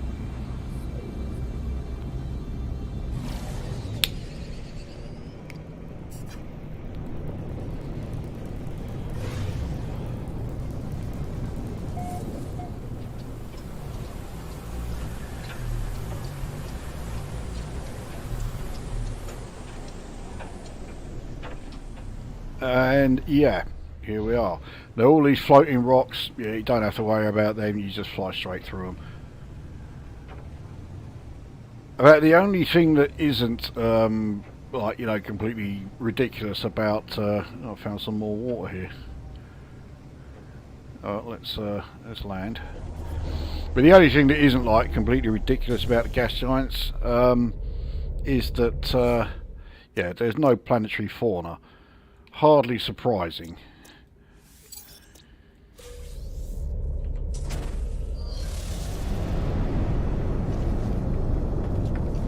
So how deep is this water? Not very is the answer. You can practically walk across it. The thing is, this is how deep the water on gas giants does tend to be, which is why I say I built mine. I mean, I built the gas giant outpost basically on the first lot of water I could find, and then you just yeah, just use the terrain manipulator to dig it all up and increase the depth. So well, let's see. Yeah, let's do a spot of fishing on this while we are standing here on the surface of this gas giant fishing.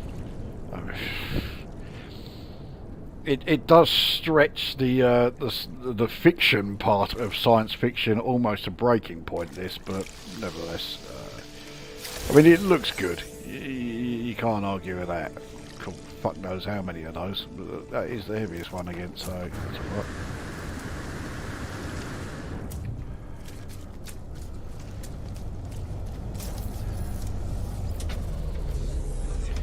Right, what have we got here?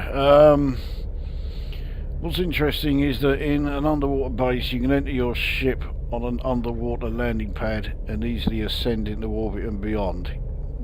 Yeah, but I mean, that's they kind of had to do that, you know. Your ship is never far away when you go to well, any kind of underwater base. I thought you were referring to like the really deep ones, you know, they're over 1,000 units below the surface, but I suppose it works there just as well as any other. Yeah, you go back however many years it was when I did, like, you know, my old playthrough with that old base that was sprawling around all over the place. I mean, I had one landing pad there that was underwater, and I put it there deliberately, just to show that you know, ships could still land there just fine if even if it was underwater. I mean, it wasn't very deep underwater. I think if you stood on top of your ship, you were then above the surface, but nevertheless, it served its purpose. No planetary fauna except fish. Well, yeah, that's no planetary fauna at all, which you would certainly expect on a gas giant. But you can still go fishing and catch, well, I caught a snail here, but you can catch plenty of other stuff here, you know, no problem. Right, well, if we launch, we'll take a look and see if any of the moons in this system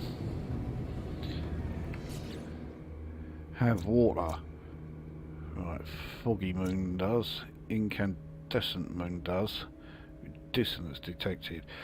Seeing that reminds me, yeah, Jim, you were saying that you thought you had built your nanite farm on the same planet as one of my bases, and I was saying no you hadn't, and I found out what it is. My save beacon is still there from when I found that really good Sentinel ship, which then promptly disappeared, so you got it but no one else can. No, that's not where I want to go. Right. What moon is this? So here's the problem with gas giant. You can't see what the moon is until you get a lot closer to it. So let's head this way.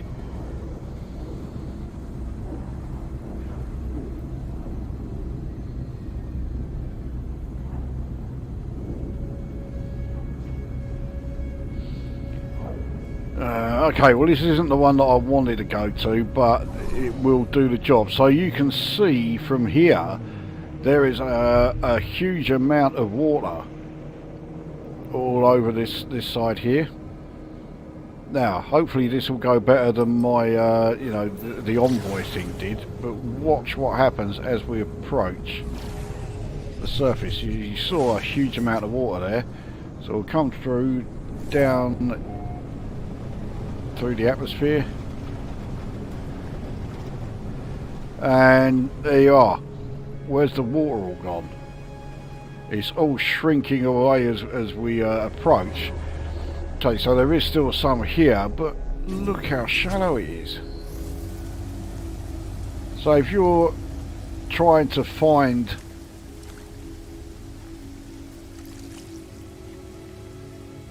fauna that exists underwater, where the fuck are they? I mean, there's right, this cave bit here. Will this be any good to me?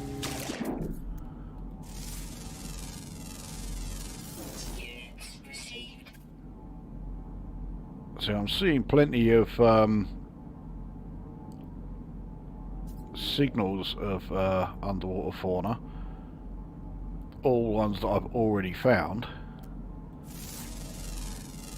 But yeah, I found pretty much next to nothing as far as like underwater rocks and underwater flora, because the sea level was either completely gone or was, I mean, what's the distance here? The sea floor 3.5 to 4U.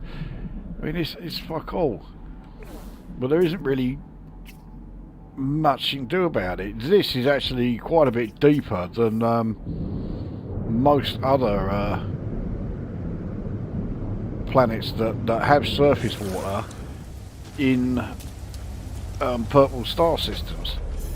If we launch and head to the planet that or the moon that I wanted to show, hope like fuck I can find it. So it's the dissonant one. That's the icy one that, yeah, right, what's this cunt? Threat level elite, eh? Yeah, okay, let's,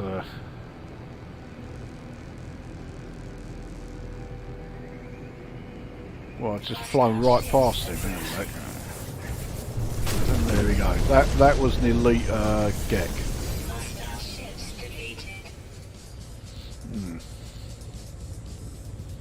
Right, that moon looks like it's completely barren.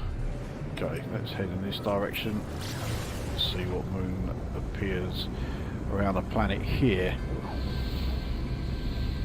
Herodian has joined us. I've not played this in so long, I'm totally lost as to what is going on in the game.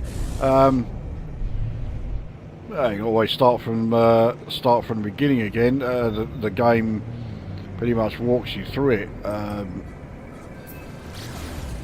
It's not like you're going to lose your old save.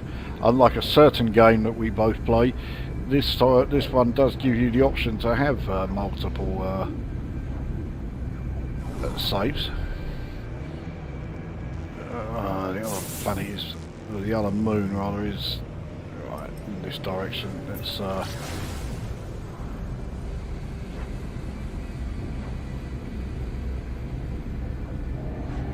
there is one feature I really wish they would add to the game, and that is the, oh, okay, this is the right one that I'm heading to, but the ability to like lock in your target here and then have it appear on like your head-up display, so you know you're going to the right place, especially when you're heading towards moons that are orbiting gas giants.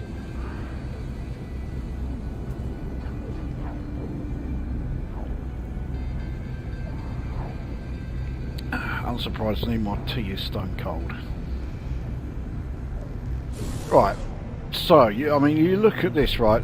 So those red specks, that's the land. So there is a huge amount of water showing on this planet. Okay, let's head in.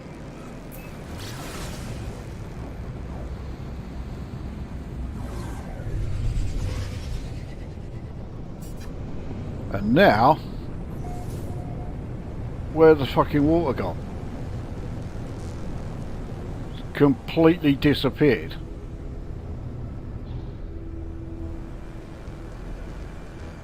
And that is precisely why, yeah, you don't want to be building fishing outposts in purple systems, because the water level just isn't there.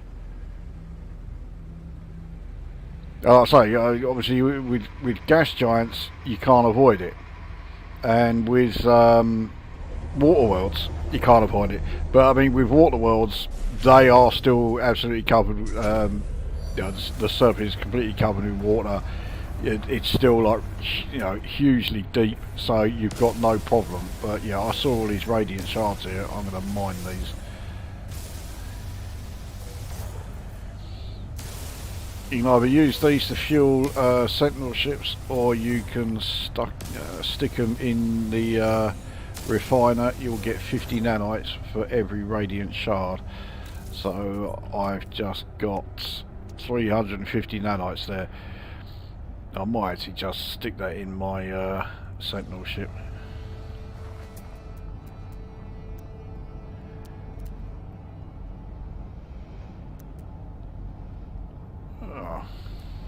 Harmonic scrap, not that far away. Let's take a look at that.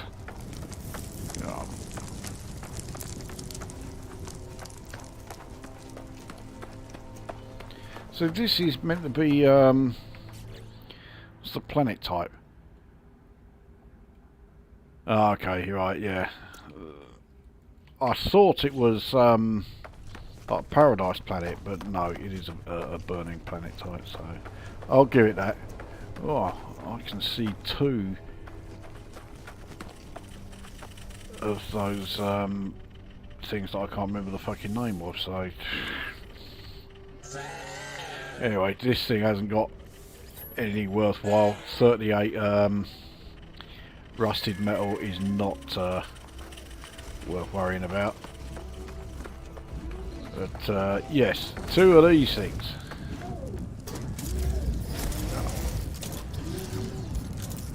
Well, I'll just mine them.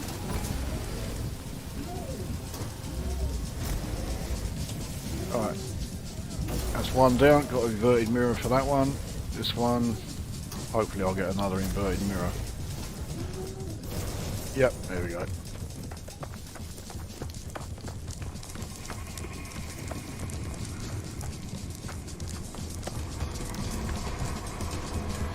Okay, swarm that was hunting me for destroying those gave up pretty sharpish.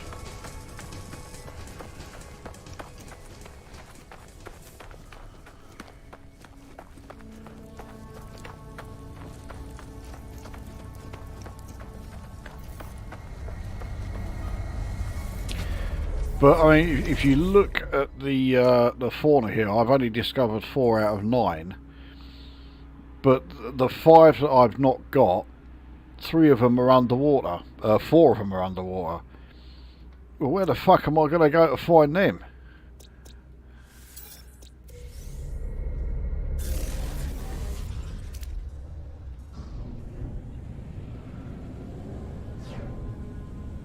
I mean, sorry, when you're approaching the planet from space, it looks like it's just a load of islands, and you've got water everywhere. So here's some water here. We can already see from here it's incredibly shallow. The chances of finding any underwater fauna here is slim, to put it mildly.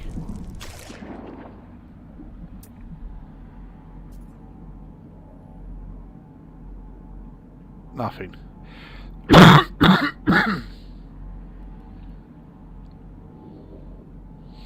Yeah, and that's, yeah, it's not going to change. Oh, hang on, we've actually got one of the shrimp. It's one of the new fauna types that was added in Worlds. Well, that's one more than I certainly thought I was going to find. Right, let's swim back to the ship, because as we are on a distant planet, and I'm pretty sure I didn't do it when I was here before, let's see what we have as far as... That's another 50 nanites there.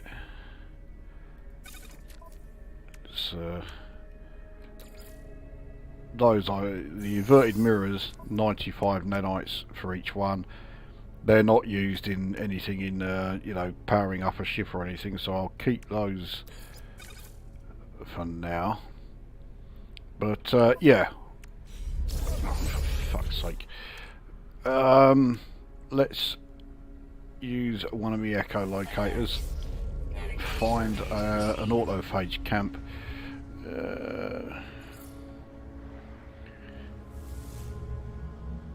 Right,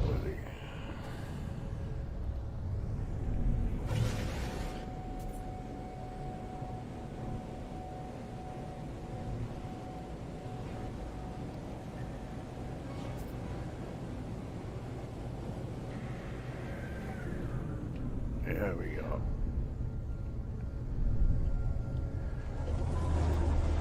Right, so we've got here. I just don't have the inclination to start from the beginning yet again. I just know that's where I'll be after the update. Thing is, as I say, where it says follow the armoured clam signal to find better water, no, it doesn't work here. It will just send you underground. You got to dig your way through again. So yeah, these systems, yeah, it's an issue with the purple star systems. I read that some player had his save completely ruined by a recent update, and Hello Games went out of his way to fix it for him. I just thought, must be nice. Yeah, because didn't that happen to you? And it happened to you for, what was it? Well, years. But the thing is, if you don't know, you know, what the hell is going on, then don't worry about it. The whole point, remember, of the game is discovery. Whether it's discovering a new planet because you've been, you know, you've jumped to a new system, or it's discovering a new material, you know, or a new resource. Then you have to discover how to make it. Then you have to discover how to use it, or what it's even used for. That's all part of the game thing. And even though, you know, the game obviously has like its tutorials at the start, it doesn't tell you absolutely everything. It's not gonna like hold your hand all the way through. So, you know, the fact that you're at a stage where you say, yeah, you're now totally lost what's going on, just resume your game. It will take you to these steps. And, you know, and as you're making your way to, say, the sort of progress that I've made here, it gives you plenty of opportunity and plenty of time to figure out what it is that, you know, you have to do, or what it is you are doing, and how you get to here, and how you get this particular item, and what you have to do with it, and so on and so on. So, you know, still happening. So hang on, your update, or your game save still bollockses up occasionally. There's a little, I know, so it's 13.2.8. Right.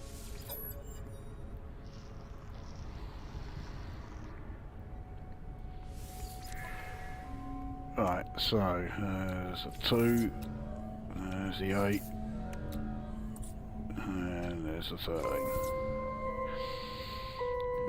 Exactly, just follow the missions and do the expeditions. Well, the expeditions are completely different, remember. But if you do the expeditions, the items that you get for doing those, you know, the rewards are available for your entire account, not just that particular save that you are using. So this one's only a B class. That's shite.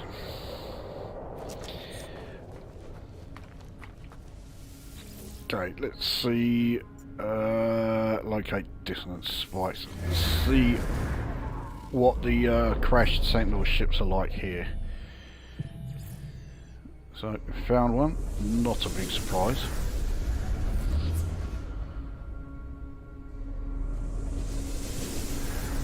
It's not far away either. Yeah, no, I'm not going to bother doing anything for the autophage this time. I mean, my rating with the autophage is pretty good. I don't really need to do anything for them anymore.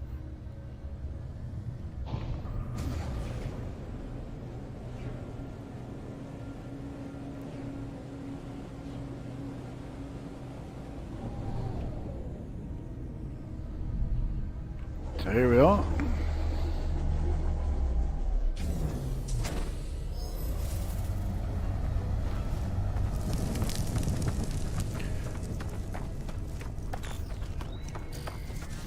It's not a bad looking one. I do like the Sentinel ships that have the razor blade wings, these ones on the top, which this has. I wish it was a different colour scheme. White and yellow is a bit boring. So many Sentinel ships are, you know, white, yellow, red or orange, so I tend to avoid those colours. Right, well, let's first of all see what we can get from this. 38 rusty metal again, fuck off.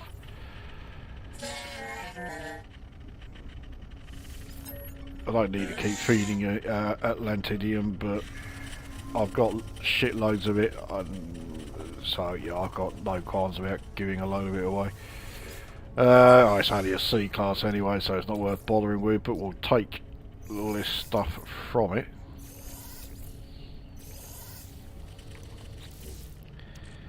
So yeah, we got quite a bit of stuff here now.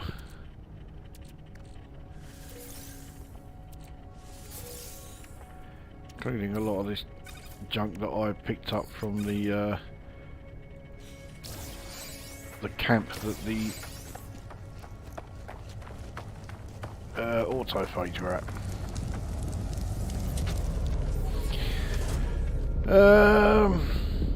Every update the game re-enables the free ship DLC and it screws up the saves. There's no enthusiasm starting over repeatedly.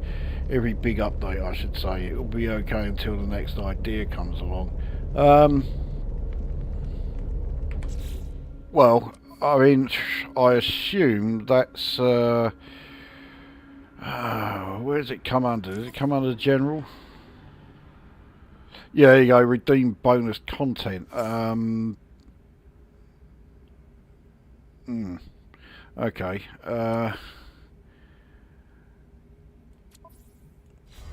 So there isn't a way of stopping it doing that. It was some intern who worked at the company for a week or so that told me why it was happening. Nobody else at support told me.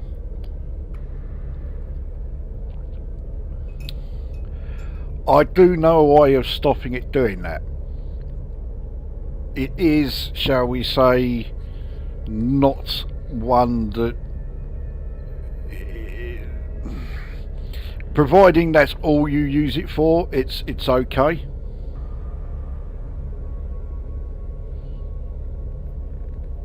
Oh no, I wasn't going to enable it, don't worry, no. So I do know a way of stopping it, but it's...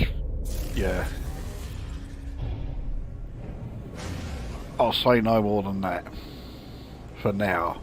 If you're interested, get in touch with us and I'll let you know. Fucking hell.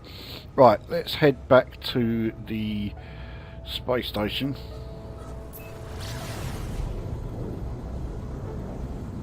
Did I? No, I didn't.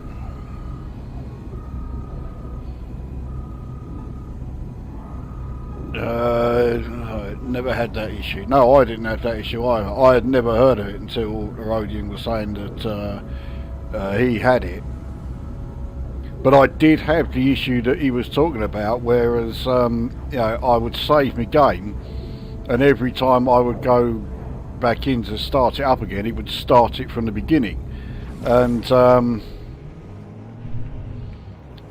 But yeah, I forget what update it was, but one of the updates fixed it and it's stayed fixed for me. That said, I'm still doing this playthrough. I haven't started a new playthrough, so I don't know if a new playthrough would be okay or not. It should be, but I mean, well. Anyway,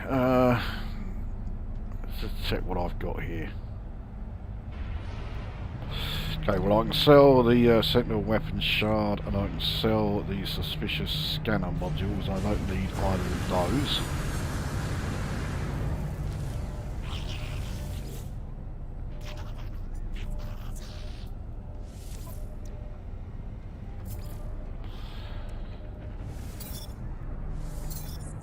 So that brings me up to 2,914,005 nanites.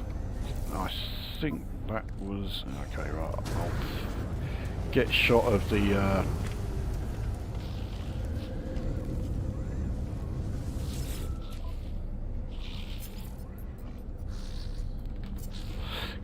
pirate transponder. Don't need to donate that to anyone because yeah, I've already fine with all of the envoys. So I think, yeah, let's head back to the yeah, let's head back to the freighter, the Pt.2.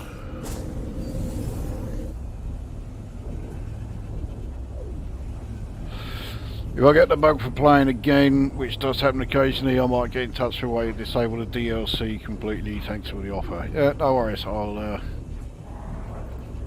There's a couple of ways of doing it. Yeah.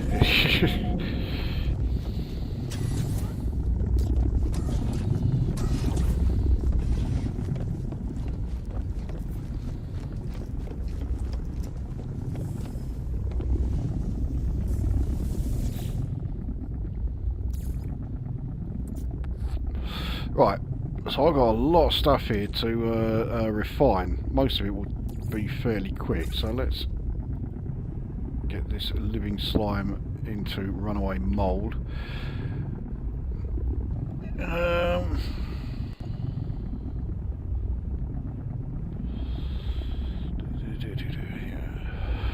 Right, what time is it?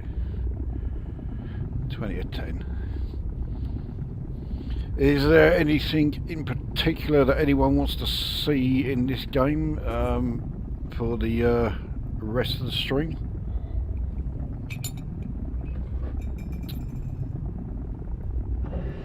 I wish you wouldn't do that. Alright, let's add the other runaway mould. So, I mean, it's only 18 nanites, but nevertheless, it's 18 I didn't have.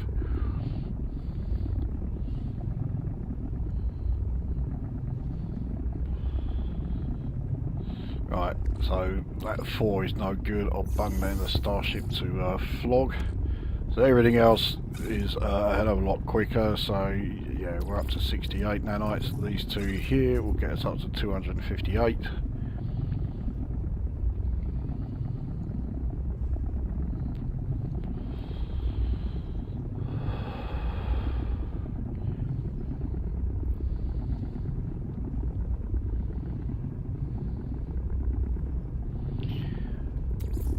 And then the hyaline brain, that will get us up to 488.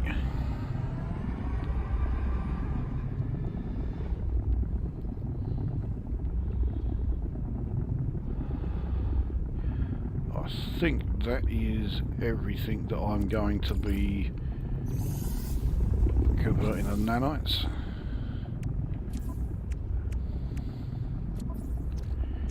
Right, well, put this away. I will need that later on if I get any more multi-tools.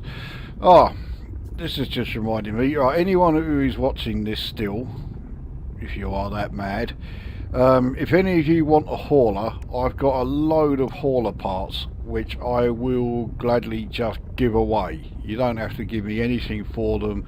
If you want them, I've got them. Just let us know. You can have them. I'll meet you in the yeah, I'll meet you in the anomaly and I'll just hand them over. So yeah, just let us know if you want them.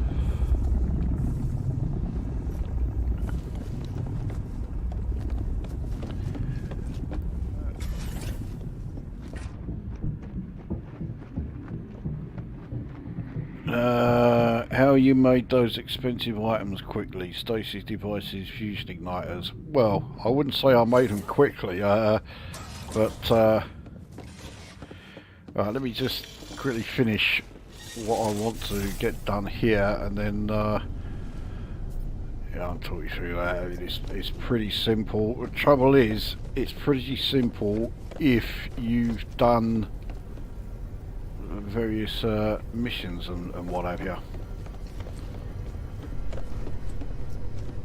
Right, let me just think. Did I? Yeah, I got rid of the. I thought I had some stuff for that thing, but no, I haven't. So, bollocks to it. That's right. Yeah, I need me Sentinel ship. It's not showing, is it?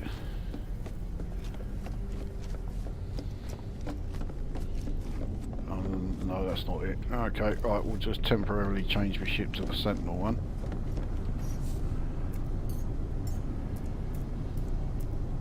That one there.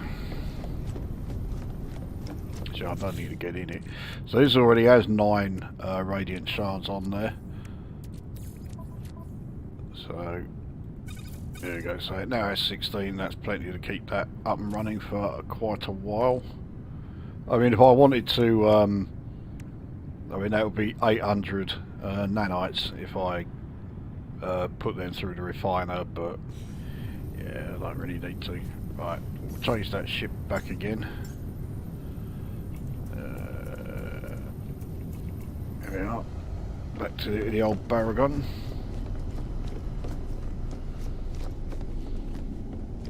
I'll tell you something else I'll also do. Yeah, abandon that mission. I'm not doing it because the ship that was available was a bit crap. Right, so how to make the stasis devices, well, and the fusion igniters. But I mean, you do exactly the same thing for making either of them, pretty much. So you have to go through quite a few different steps to make them.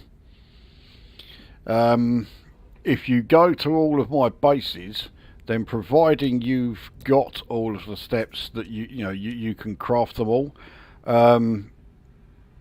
I provide everything you need to make them completely from scratch. You don't have to have any of the materials on you beforehand, and you can come away with stasis devices. Let's say one stasis device is worth 15.6 million, so you're going to be fine for units by making these. So anyway, the first thing you need is from the plants, and even if you don't have access to the plants, there are ways of synthesizing them, but to do that you've got to use the refinery, refiner. But yeah, so you use frost crystals and selenium to make the heat capacitor, and then you use 100 cactus flesh and 200 star bulbs to make polyfiber. From that, those two items, the heat capacitor and polyfiber, make a circuit board. Keep the circuit board and put it to one side for now. Next thing you need is a superconductor. So to make those, you need thermic condensate.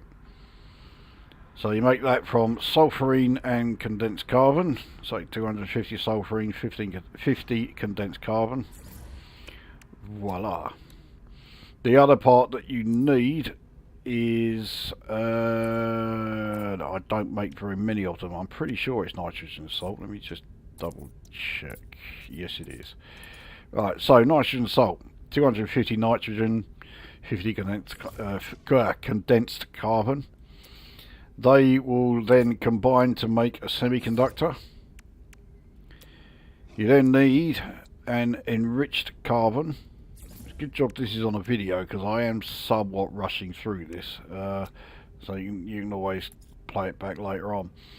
Anyway, that enriched carbon and the semiconductor combine to make a superconductor. And then the superconductor and the circuit board combine to make a quantum processor.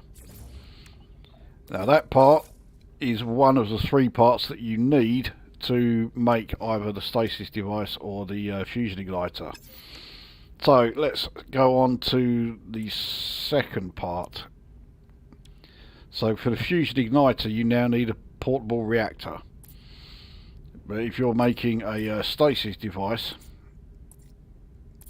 if I can find it in this fucking list, there it is, you need to make a cryogenic chamber. So I'll show you how to make, it doesn't really matter which one, but if you want to know how to make the other bits, then you know, yeah, you'll find a various. In fact, there's an even quicker way of showing you. Here we are. These are all the steps needed. So right, so I've made the quantum processor. So this is showing all the steps needed to make the quantum processor. Those are the steps I've just done. So next, to make, you're going to need the second part after the quantum processor is a cryogenic chamber. So to make them, you need radon, condensed carbon, nitrogen, sulfurine, frost crystals, gamma root, tritium. That is everything, but you are going to need a fair amount of each of them. Actually, no, tell you that radon and condensed carbon there, that's for the yeah, that part there, so we don't need that. So first you want to make is the lubricant, which you need 50 Fecium and 400 gamma root. No problem. Now you now need 5 glass. So it's 40 frost crystals each, so you end up needing 200. And then combine those two, the lubricant and the 5 glass, to make one living glass. Next thing we need then is to make the cryo pump. So first of all you need to make another enriched carbon and another nitrogen salt. Those two combined make hot ice. You now need another thermic condensate, so as we've already said, yep, you need 250 sulfurine, 50 condensed carbon, put them together. Now to make the cryo pump, yeah, you just combine the hot ice and the thermic condensate, bosh, done. And then you combine the living glass and the cryo pump together to make the cryogenic chamber. There we go. So we've got 2 of the 3 parts needed to make the stasis device. So now we need the sort of geological part. So we need to make uranium, which you need 50 paraffinium or 50 ionized cobalt. Bosh, done. Magno gold, again 50 phosphorus, 50 ionized cobalt. And we need grantine, again 50 cobalt, and this time 50 dioxide. Bosh, done. And those 3 combine to make iridescent. So if we come out there, so we've got the 3 individual parts there that you need, and then you put those 3 together, and there you go, one stasis device all built. Now if you're going to do the fusion igniter, so you need the quantum processor again, so that bit is exactly the same.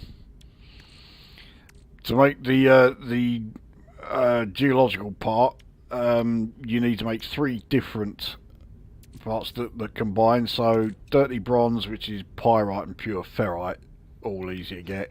Herox, ammonia, ionized cobalt. I mean, all of these things are easy to get.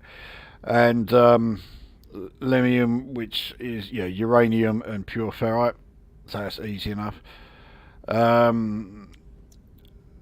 The portable reactor. This is the only bit that is, and it's not even that sort of difficult. It's basically just different combinations of the same materials that we just used to make the stasis device. So you can see it all here. So to make the portable reactor, you need liquid explosive and fusion accelerant. To make the liquid explosive, you need 25 mortite and 600 fungal mold to make 1 acid. And then you need 200 cactus flesh to make unstable gel. Those 2 together make the liquid explosive. You then need organic catalyst and nitrogen salt. Well, I've already shown you how to do nitrogen salt. 250 nitrogen, 50 condensed carbon. Organic catalyst needs a thermic condensate and a enriched carbon. Again, I've already shown you how to make those. So you make all of those bits there, make the organic catalyst, make the put the nitrogen and condensed carbon together to make the nitrogen salt. Then combine those 2, you get the fusion accelerant, and then you combine the fusion accelerant and the liquid explosive to make the portable reactor. Put the 3 together to make your fusion igniter. So it is pretty straightforward making them, but you do have to make sure that you've unlocked all of your crafting abilities to be able to actually make the things.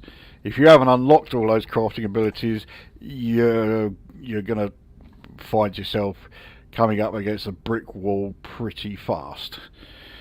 The new planets in this update are amazing. Yeah, but they do still need fixing. The issue with the water levels on all the other planets in purple systems certainly needs sorting out. And I wish they had found a way of sorting out the water depth on the gas giants without having to raise the water and ground levels, but leaving all of your buildings at the levels they were at. So yeah, at some point, even though I'm not desperate to do it at the moment, but at some point I will have to rebuild my methane gas mine. Right, while I'm here, because I have a trade terminal, I'll get rid of my stasis device that I've just made.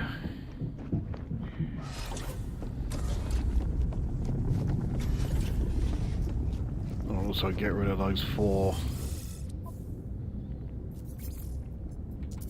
runaway mould for a whole 81 units. So, god dear, stasis device here ain't bad, plus 6.4%. So 16,599,044 for one of those. Yeah, ain't bad. Right. The thing is, of all the bases I've shown you, the one that is probably the most important one to build is this one I'm on. It's your freighter base. Because, obviously, let's say, the game is all about discovery. And what you really want to be doing when you're playing this, especially if you want to, be discovering how to craft different stuff and how to, get blueprints for your various, your starship, exosuit, multi-tool upgrades, and your freighter upgrades, and all that. You've got to do a lot of travelling. You've got to go from system to system. If you just sort of go to one system and never leave it, you're not getting anywhere. So, you've got to be prepared to travel. And of course, if you are going to be travelling, and once you've got a freighter, this is where you want to build, like, you know, the base that you're going to use most often, because it's the one that's going to be with you all the time. You haven't got to get into a teleport and piss off back to a system that you could have left back fucking, you know, millions of light years behind if you've gone on to, you know, like I am here. I'm in Galaxy 256.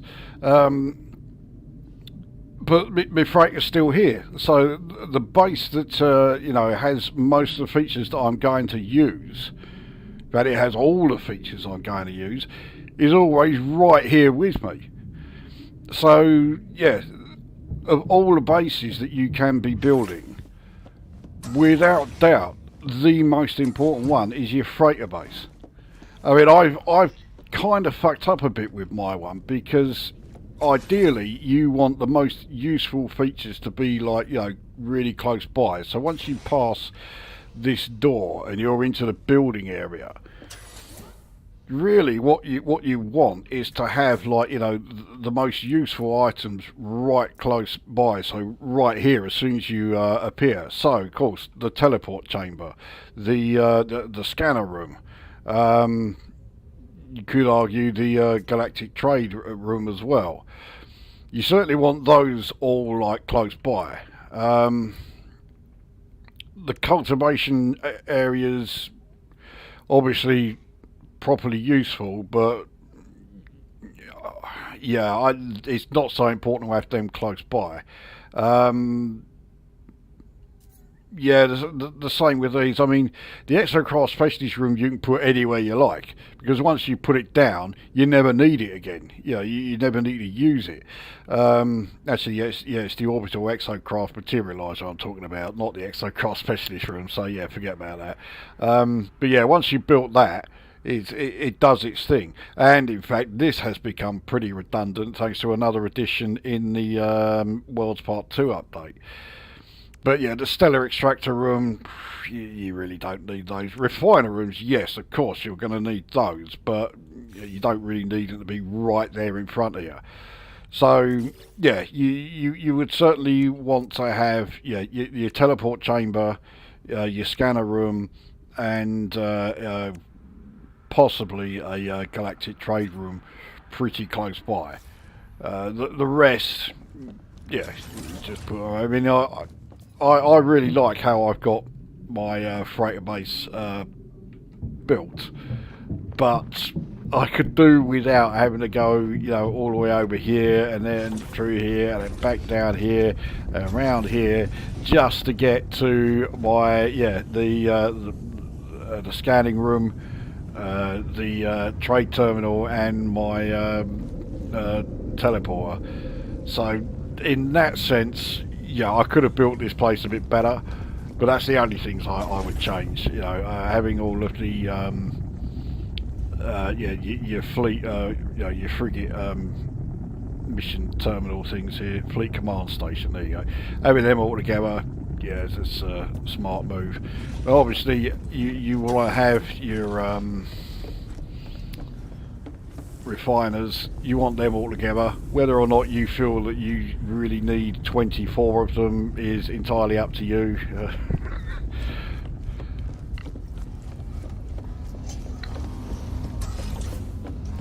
Actually, thinking about it, I've said about the yeah, all of the plants and that, but maybe having a nutrient processor close by would be quite handy as well, especially thanks to another upgrade that we got. So again, I'll just quickly go through these. So these are yeah, these are the two of the new exosuit upgrades that you got in Worlds Part 2. So the first one here is the exocraft summoning unit, and it really does do exactly as the name would suggest. It doesn't matter what system you're in. Doesn't matter if your fleet carrier is fleet carrier. Fucking, I'm going back to fucking Elite Dangerous again, isn't I? It doesn't matter if your freighter's in the system. Doesn't matter if your freighter hasn't even got the exocraft summoning station. If you've got this fitted, then providing you've built all of the exocraft you know, garage unit things, whatever they're called, somewhere within the game, then you can summon them wherever you like. Then the nutrient ingester, I don't actually use this very much because let's see what this thing does. Alright, so this effect, 26% breathing efficiency while underwater. That ain't bad. Unfortunately, it only lasts a minute because I've only got one of them. But yeah, everything that you have as far as food wise, yeah, you put them in here. They last a lot longer. So I've got 12 of these herbal crunchies. This will add 4,474% to the units that I make from analysing flora, and that will last for an hour and 19 minutes. I mean, that ain't too bad. So if you're low on units, yeah, that's quite a handy one. This one, so we've got another 20% to the hazard protection battery. Because I've got 90 of these things, this will last 7.5 hours. So yeah, again, that could be pretty handy. But as it is, because I've already got so many of you know, my exosuit upgrades and all that, and because I'm really not desperate for units or nanites for that matter, I just don't need to use them, so I haven't. Well, at least I haven't yet. The fact I've got it installed means, yeah, I wouldn't be at all surprised if I would end up using them, but yeah, not at the moment. But I will recharge all of my. I'll use phosphorus for that one. That one's barely been done, so there's everything. No, one more there, 2 uranium. There you go. Right, so that's sorted out. As far as new upgrades for the Starship, there is only one, but it is a big one, and that is, yeah, the Atlantic drive. So this thing, you've got to have this fitted if you are going to, you know, if you want to go to any purple star system. In order to get the blueprint, you've got to complete the mission that it will present to you. In order for that mission to start, you need to have a good enough reputation with the autophage. There are also a couple of items that you particularly need in order to complete that, and I think the star seed here is one of them. So you do need to have completed the Atlas mission, which is a bit of a long-winded one, but nevertheless it is well worth doing. I don't think there was any new upgrades for the multi-tools in this one, no. And as far as the freighter goes, the only new upgrade here is, yeah, the freighter's hyperdrive upgrade that allows you to enter purple star systems, or it allows you to summon your freighter into purple star systems. You get this at the same time that you get the Starship blueprint, but it only shows you getting the Starship one, but you will get the freighter one at the same time. So once you're able to build the Atlantic drives for your starships, you'll also be able to build this one here for your freighter. The freighter one is the only one that actually increases your hyperdrive range. On the starships, it doesn't increase the range at all, but it does let you go to purple star systems, so you do have to have it fitted. Still waiting for Braben's big game hunting in Elite Dangerous. I think you've got a long wait there. It's not coming. It won't be in there. I mean, I was saying at the start, I don't know if the guy who was asking me is still there. I doubt it, because I didn't talk about Elite Dangerous for very long. But I've not played Elite Dangerous since January 28th.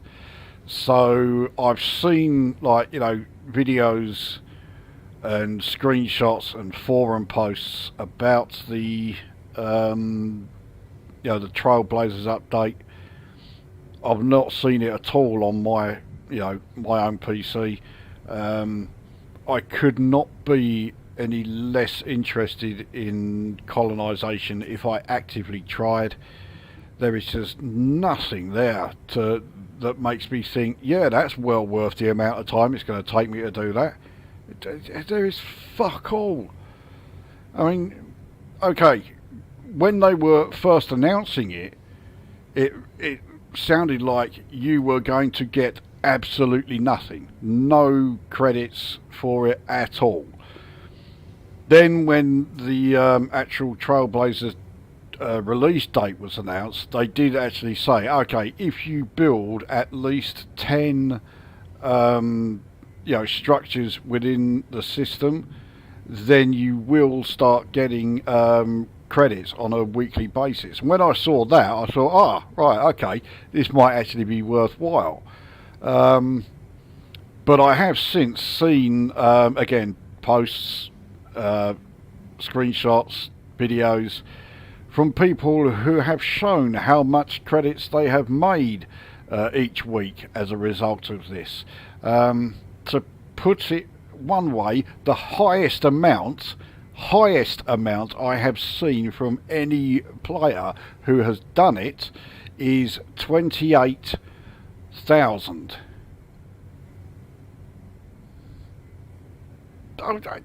So you're going to have to build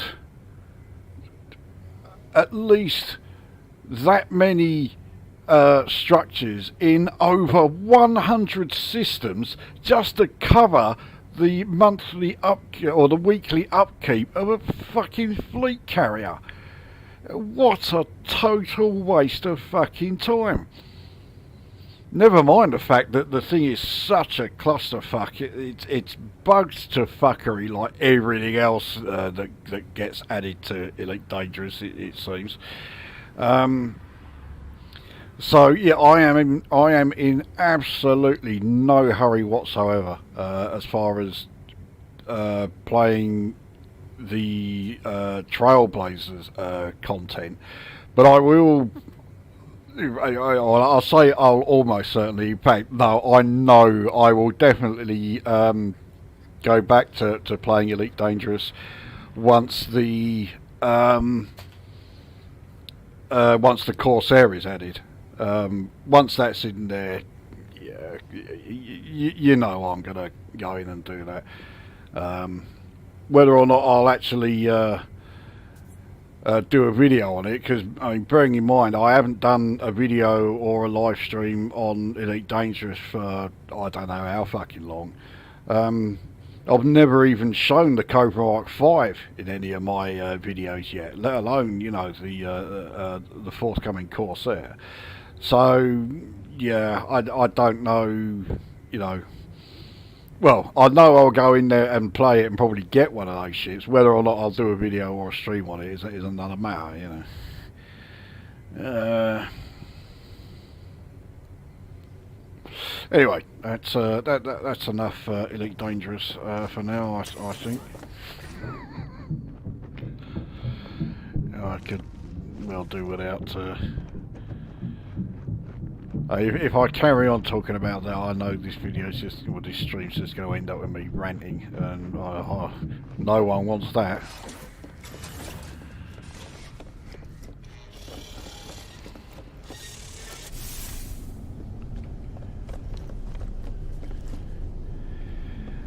Alright, so we'll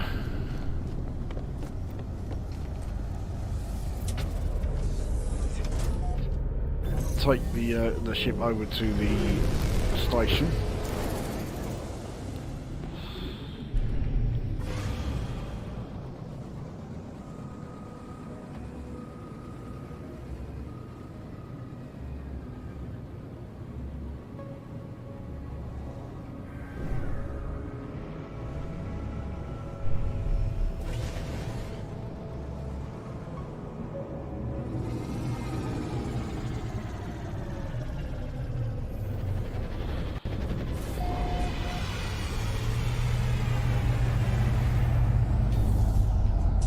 And I think that will pretty much do. Yeah, nothing new in the comments there. But yeah, this has been going on for over 2.5 hours, which is plenty long enough, I think. So there we are. Yeah, that's basically an update on where I've got in the game, showing quite a few of the new features of Worlds Part 2. Actually, I'll say I didn't really scratch the surface as far as, like, you know, the new features of Worlds Part 2. There's so much in it. It's a great addition, or at least it certainly is now that a lot of the issues with it have been sorted out.